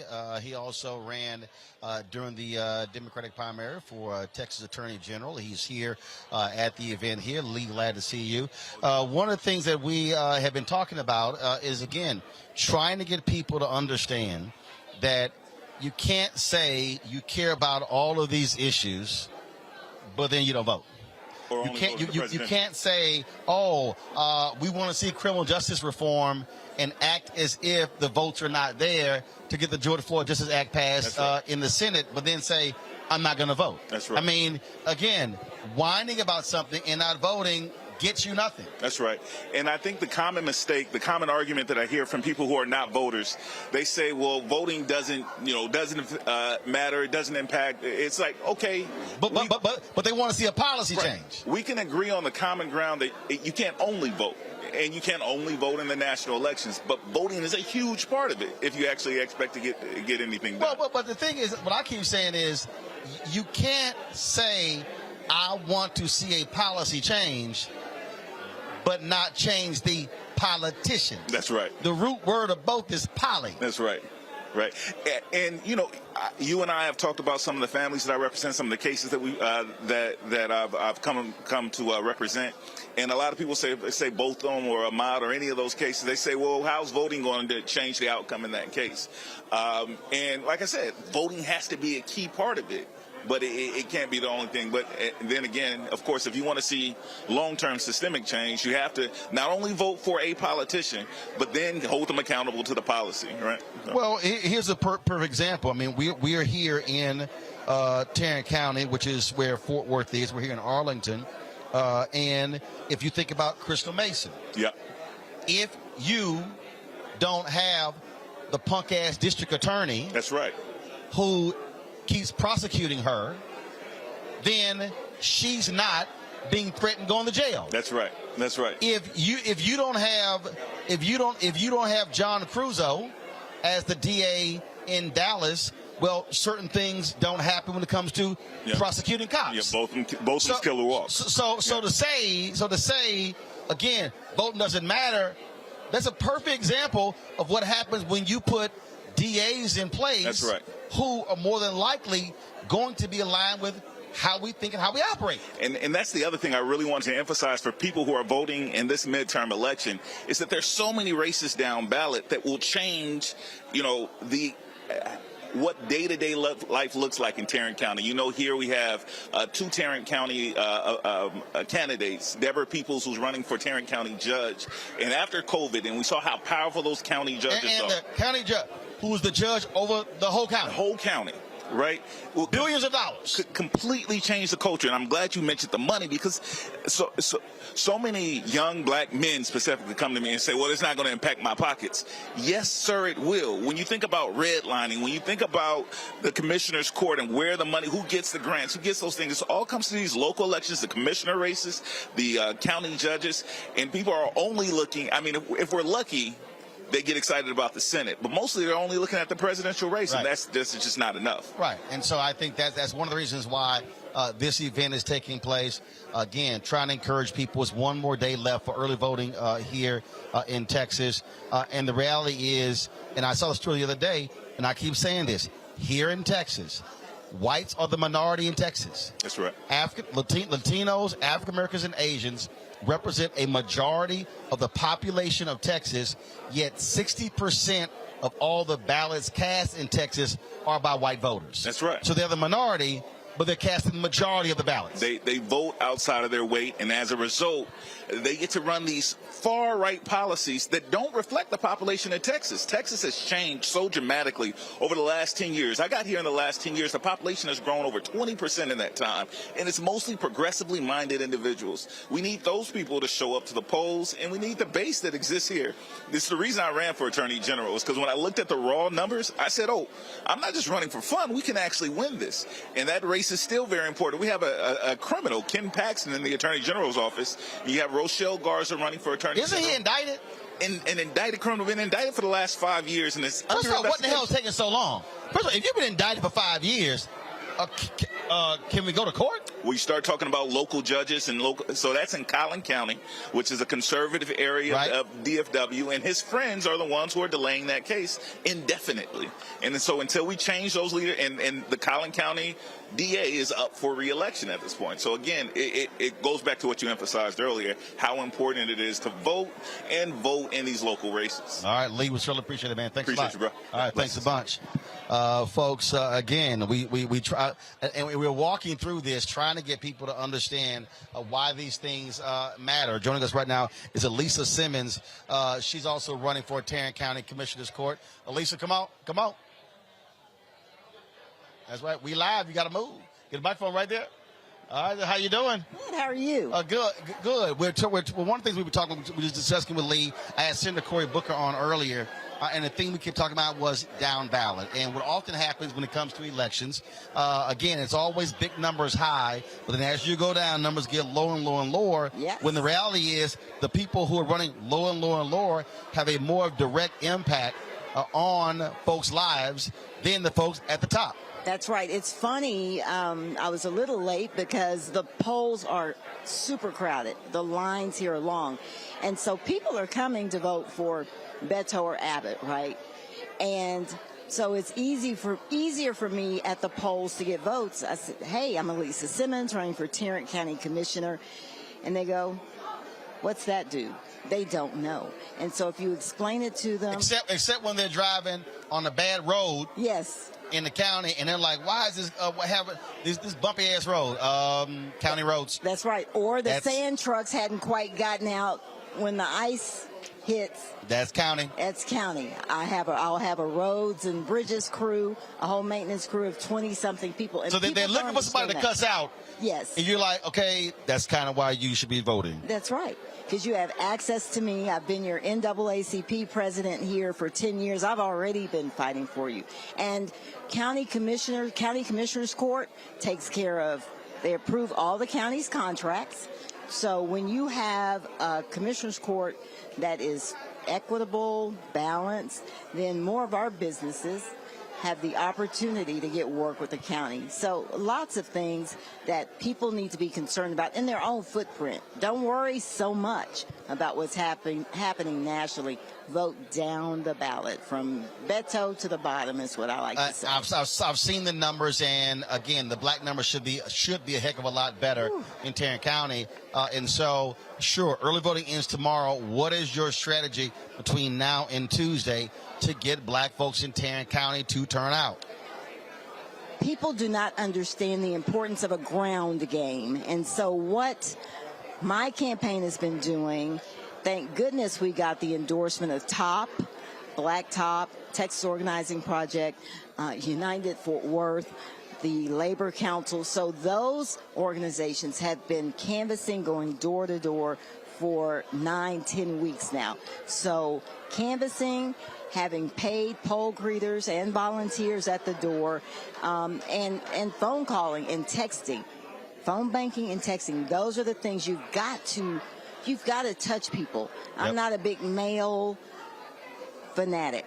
I mean, that is, texting does it for people. Not a big TV fanatic. Touching people, right?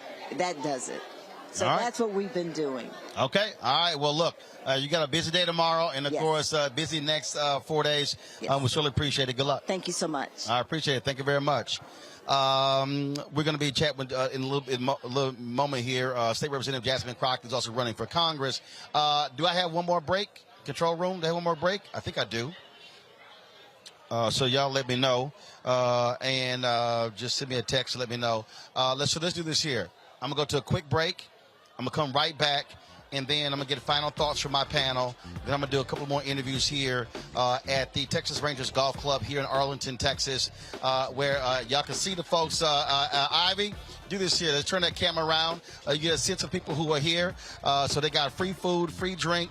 This is the last night before early voting ends tomorrow, and so they brought us down here to galvanize folks. We're going to be in Houston, Texas tomorrow, broadcasting there as well. You're watching Roland Martin Unfiltered right here on the Black Star Network.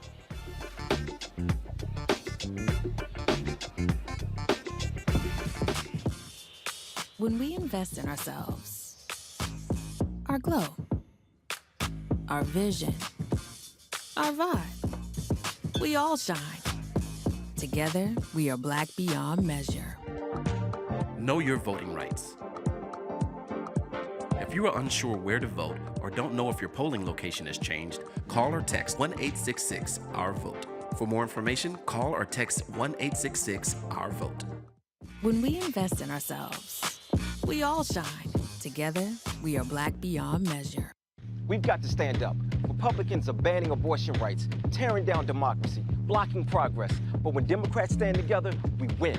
Because we voted, Democrats stood up for black lives, voting to ban police chokeholds, stood up for black women, putting one on the Supreme Court, stood up for our families, lowering cost of health care and prescriptions and capping insulin, and stood up for millions by slashing student debt. This November, let's stand up together and keep making progress.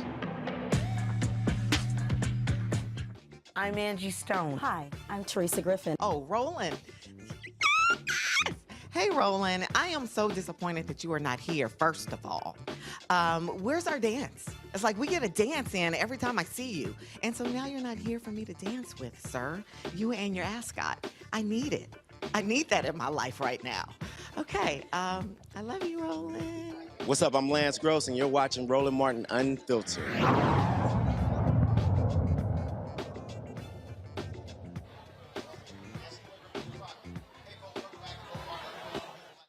We're live here in Arlington, Texas. Glad to be back. In a moment, I'll be chatting with State Representative Jasmine Crockett, who's also running for Congress to replace Congresswoman Eddie Bernice Johnson. And so looking to chat with her once she gets here. We were talking to the candidates there, and I'm going to go to our panel here because here's the thing that I'm talking about. All right, first of all, I got the wrong mic. That's the guest mic. Here's the thing that you heard from all the folks who were just talking. The thing that you heard them speaking about, and that is the folk who have a direct impact on individuals' lives. And so there are people there, people at Reese, who they lump everybody together. And again, as I was sitting there voting today. And I asked for an actual ballot to be mailed to me, had not gotten to me when I decided to fly here, did a provisional ballot to actually do that. And so what I did there, Ivy, watch that court. So there you go. So what I did there was I went through and I'm sitting here and I'm going through and I see, Beto. Hell yes, I voted for Beto. And no way in hell I was voting for Greg Abbott. And then I'm looking at the Secretary of State. I'm looking at Attorney General. I'm looking at Land Commissioner, Railroad Commissioner. And then we start going down. But the thing is, there was a bond election. It's a bond election to increase the taxes in the school district to improve the schools. That's also on the ballot. And that's the thing right there, Reese, that for the people who are sitting out there, who are, for whatever reason, I don't care about this here. You can't say you want better schools, but then you don't vote for the bond election. You can't say, oh, it would be great if we could deal with mass incarceration if you ignoring John Crusoe, Democrat, running against Faith Johnson, a sister Republican who's a former DA. That impacts the cases they prosecute. That impacts bail reform. And so that's the thing here. We're not just talking about Washington, D.C. We're literally talking about the bread and butter issues. And if you want to sit it out, again, shut the hell up. That means that you actually don't care about your community, because that's where it's most impacted. And then I saw somebody say, well, if they put reparations on the ballot, fool, you can't get reparations unless the politicians vote for it. Reese, go ahead. I mean,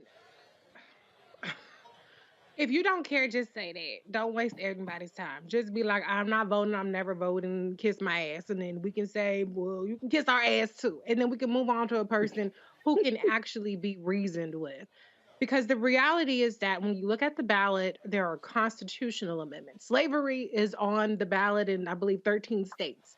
You have constitutional amendments about, or even ballot initiatives about legalizing marijuana.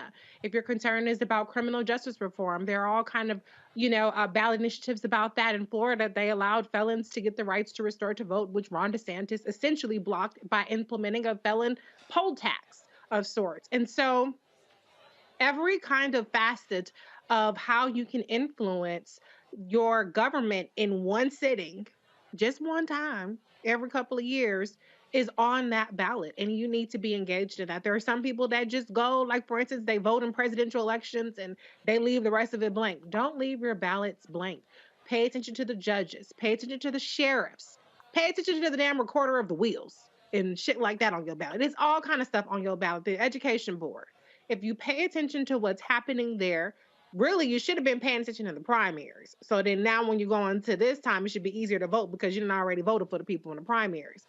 But you really have to be engaged. And if you're not, you made more work for yourself, because the reality is that these folks need to be held accountable. I've said it before on the show many times. I'm married to a local elected official, and there are 5 commissioners, and they have a lot of power over how things are done in our town, and they're very much engaged. I think my husband is the best one, obviously, on the commission, but he really truly cares, and it's a thankless job. I would never want to run for office, so I do applaud people who are doing it for the right reasons and are in there making a change. But these are the people that have their ear to the ground, and so engage yourself at the ballot box at a minimum. And then go to your school board meetings, go to your council meetings. A lot of them are on Zoom. You ain't even got to leave your house. You can do it in the car. That's what you need to do if you truly care about democracy. Reese, certainly appreciate it. Thank you so very much. Erica, I'm laughing at some fool named Poochie something. He put on our message board, I voted, but I'm not rocking with the boule. First of all, Poochie, let me explain something to you. You can't apply to the boule. No. So they likely ain't rocking with you. And in fact, they actually vote on you and then tell you you've been invited. Poochie. Go ahead, Erica. Lord, Poochie and Frank just on the internet having a ball today. Honestly, I think, the point about going to the Secretary of State's website, entering in whatever information so that you could have a look at your sample ballot. So all the work that Reese just described to you before, you'll have a little leg up on it. If that is available for you, you'll have it available. And when you look at it, I mean, honestly, this is not something that we have to do every day. I've said this on the show before, all of us have traveled internationally and, keep our eyes to international news as well. It's just a sad indictment because there are global,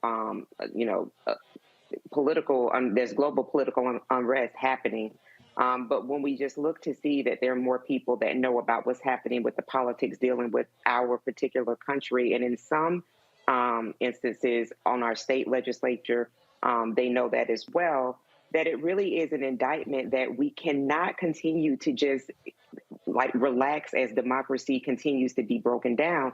Ralph Ellison said something, and I think about it very often when he talks about there are few things in the world that are really more dangerous than sleepwalkers. So, the community of people that continue to parrot talking points, that don't see the advantage of being engaged in local politics, are going to be losers doubly, because there's going to be this almost bubble bursting if I can't believe that it happened, and then having to deal with the reality of what has happened in terms of Republican control, if that's what happened. So people have to get engaged. It is a part of the responsibility of being a human. It's a part of the responsibility of being a community. And if every election is the most important election, well, just damn it, roll your sleeves up and go do that job and then go home. I want y'all to pull the control room, get that Obama clip ready, and I want to play this before I go to Greg. And Greg was going to have the final comment. Today, there was a rally in Arizona, and President Biden spoke. By the way, Kristen Sinema, her trifling ass, did not attend the rally. She probably would have got booed anyway. And in a minute and 31 seconds, Obama lays out clearly what's happening here. We've got more than 350 election deniers who are running for office. This is what he said today. Arizonans who are just regular folks, Republicans, ask yourself, that's the guy you want in charge of your elections? Somebody who was part of an insurrection and it thinks it's okay for armed people to stand to intimidate folks next to ballot boxes? That's how America's democracy is supposed to work?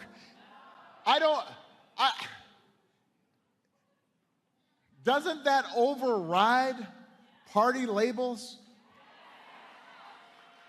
In Arizona, let's be honest with each other for a second.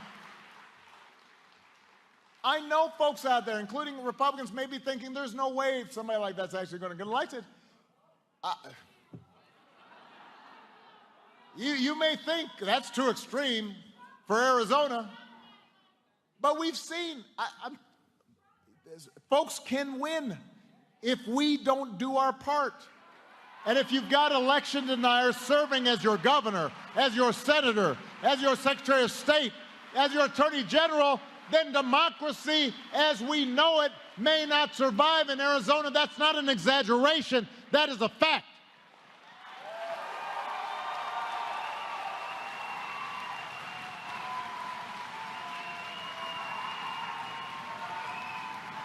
And that should transcend party labels. The thing here, Greg, this is very simple. And this is to every black person who's out there BSing and listening to all these fools. These individuals, as Obama laid out, if they get into office, there ain't a damn thing black folks want or desire that they are going to support. They will gut it all. Absolutely.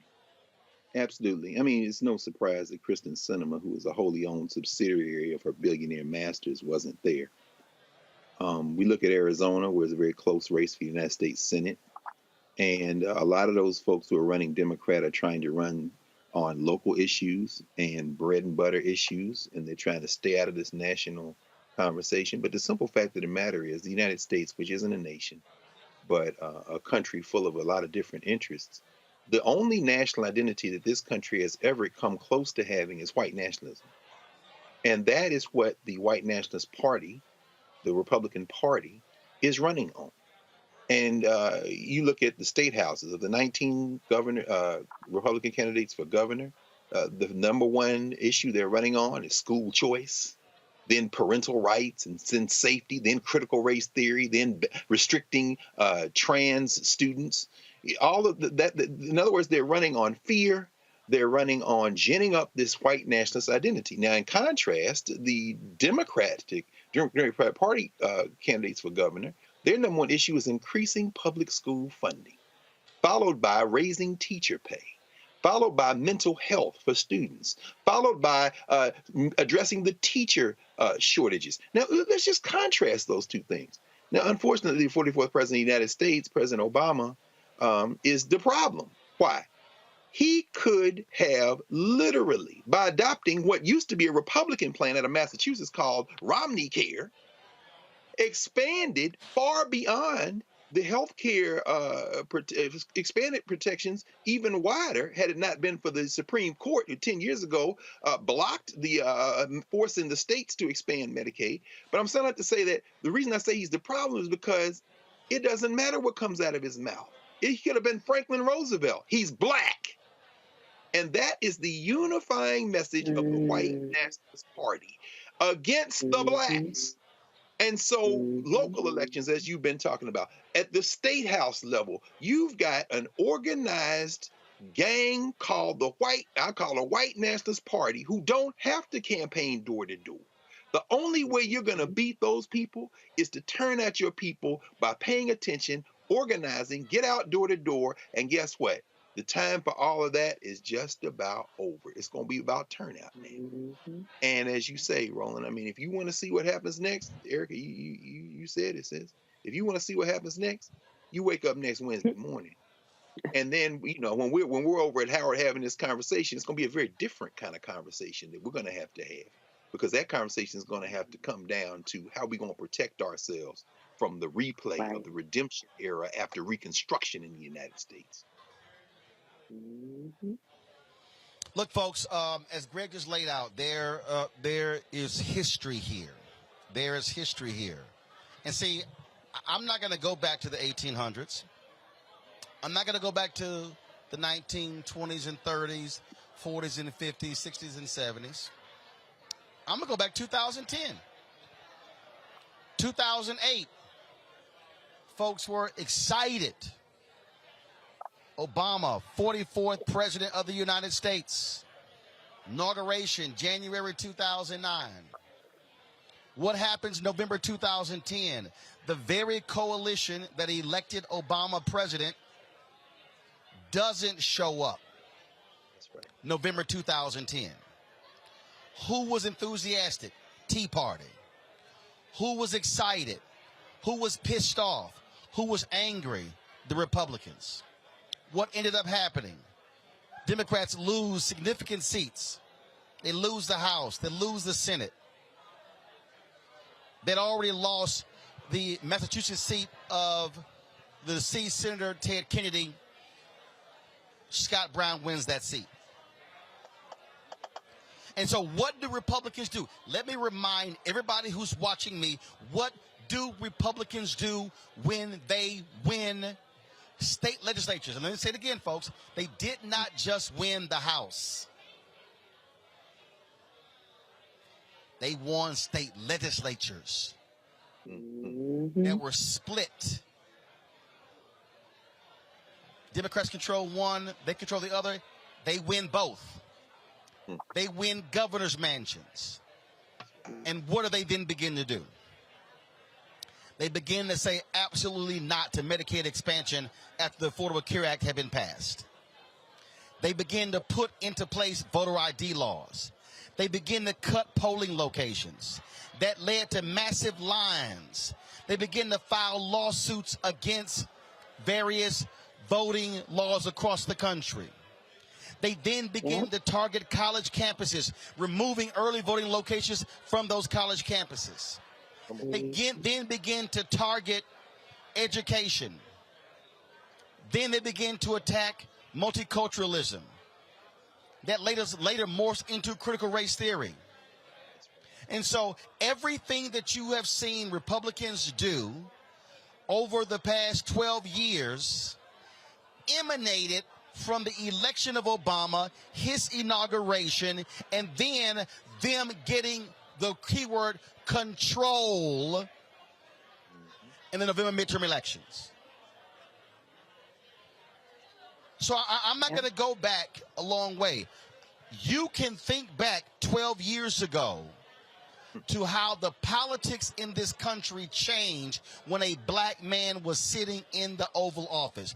I didn't say the politics in Washington, D.C., the politics of America, the politics in D.C., in state capitals, in counties, in cities. It all began to change and shift because of the 2010 midterm. So let me give you another hashtag we tried to tell you. If they win Tuesday, if they get control of the House and or the Senate, but especially they have the House and the Senate, they will change laws to guarantee Trump wins in 2024. And if not him, DeSantis. What then happens when they now are in control in 2024? What laws are then passed? Here's what's going to happen if they get control of the House or Senate and they win in 2024. Samuel Alito, Clarence Thomas retires to be replaced by a Republican president. To guarantee the conservatives have a 6-3 majority. Remember, Alito and Thomas are both over the age of 70. They will then appoint young white conservatives, but who are between 39 and 50, to guarantee they're going to be on the Supreme Court for the next 30 years. That means I'll be 54 in 11 days. That means they will be in control of a Supreme Court when I am into my 80s. Environmental laws, civil rights laws, affirmative action. I can just run it down the line, folks. All of those things are going to happen. So if y'all think I'm joking, if y'all saying, there Roland go trying to scare us, there he go fear-mongering. Oh, and let me go ahead and say, y'all can go to that little reparations rally on Saturday, November 5th. Y'all ain't getting nothing, not even H.R. 40, if they control the House and the Senate. Zero. You ain't getting H.R. 39, 40, 41, 42, 45. You can rewrite it all day. You can have Darity. You can have Yvette, Antonio. They can do whatever they want. You will get nothing.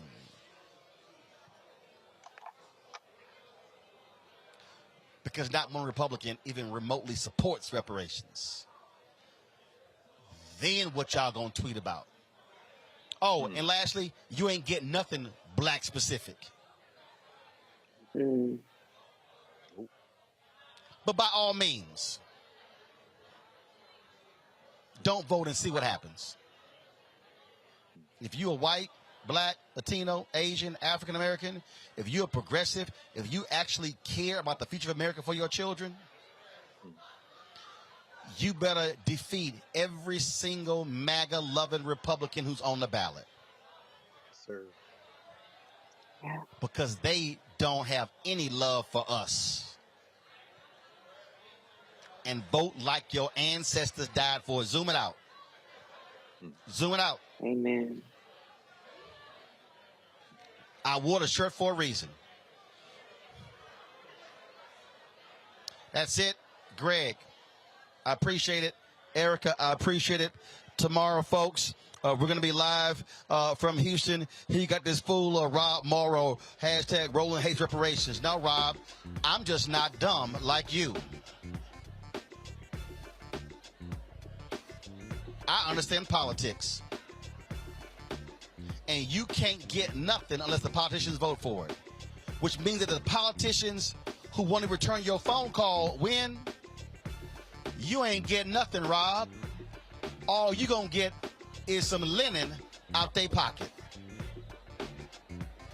Download the Black Star Network app, Apple phone, Android phone, Apple TV, Android TV, Roku, Amazon Fire TV, Xbox One, Samsung Smart TV. Also, please support Bring the Funk Fan Club with your dollars. Contribute to us by sending your check and money order to P.O. Box 57196, Washington, D.C. 20037-0196. Cash App, $RM Unfiltered. PayPal is R Martin Unfiltered. Venmo is RM Unfiltered. Zelle is Roland@RolandSMartin.com. Roland@RolandMartinUnfiltered.com. Get your copy of my book, White Fear: How the Browning of America is Making White Folks Lose Their Minds. And here I'm about to shut the show down. Jasmine brings. Really? What you want? You decided to finally show up?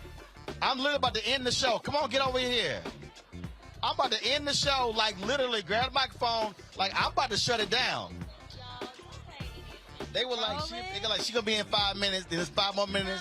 There's 5 more minutes. There's 5 more minutes. What? So y'all know the what, struggle of trying to raise money, right? Y'all know what it's like. Election day is on Tuesday. So I had my fundraiser. But you know, I would never miss out on my brother. I'm about to end the show. And the hazing that you're going to try to deliver on me. You know. See, the hazing has already started. Y'all know how Roland is. Beauty salon, they ran long. I wasn't. She was getting her hair did. These are fresh braids, but from yesterday. Yesterday, though. You just left the shop. All right. Give us a sense.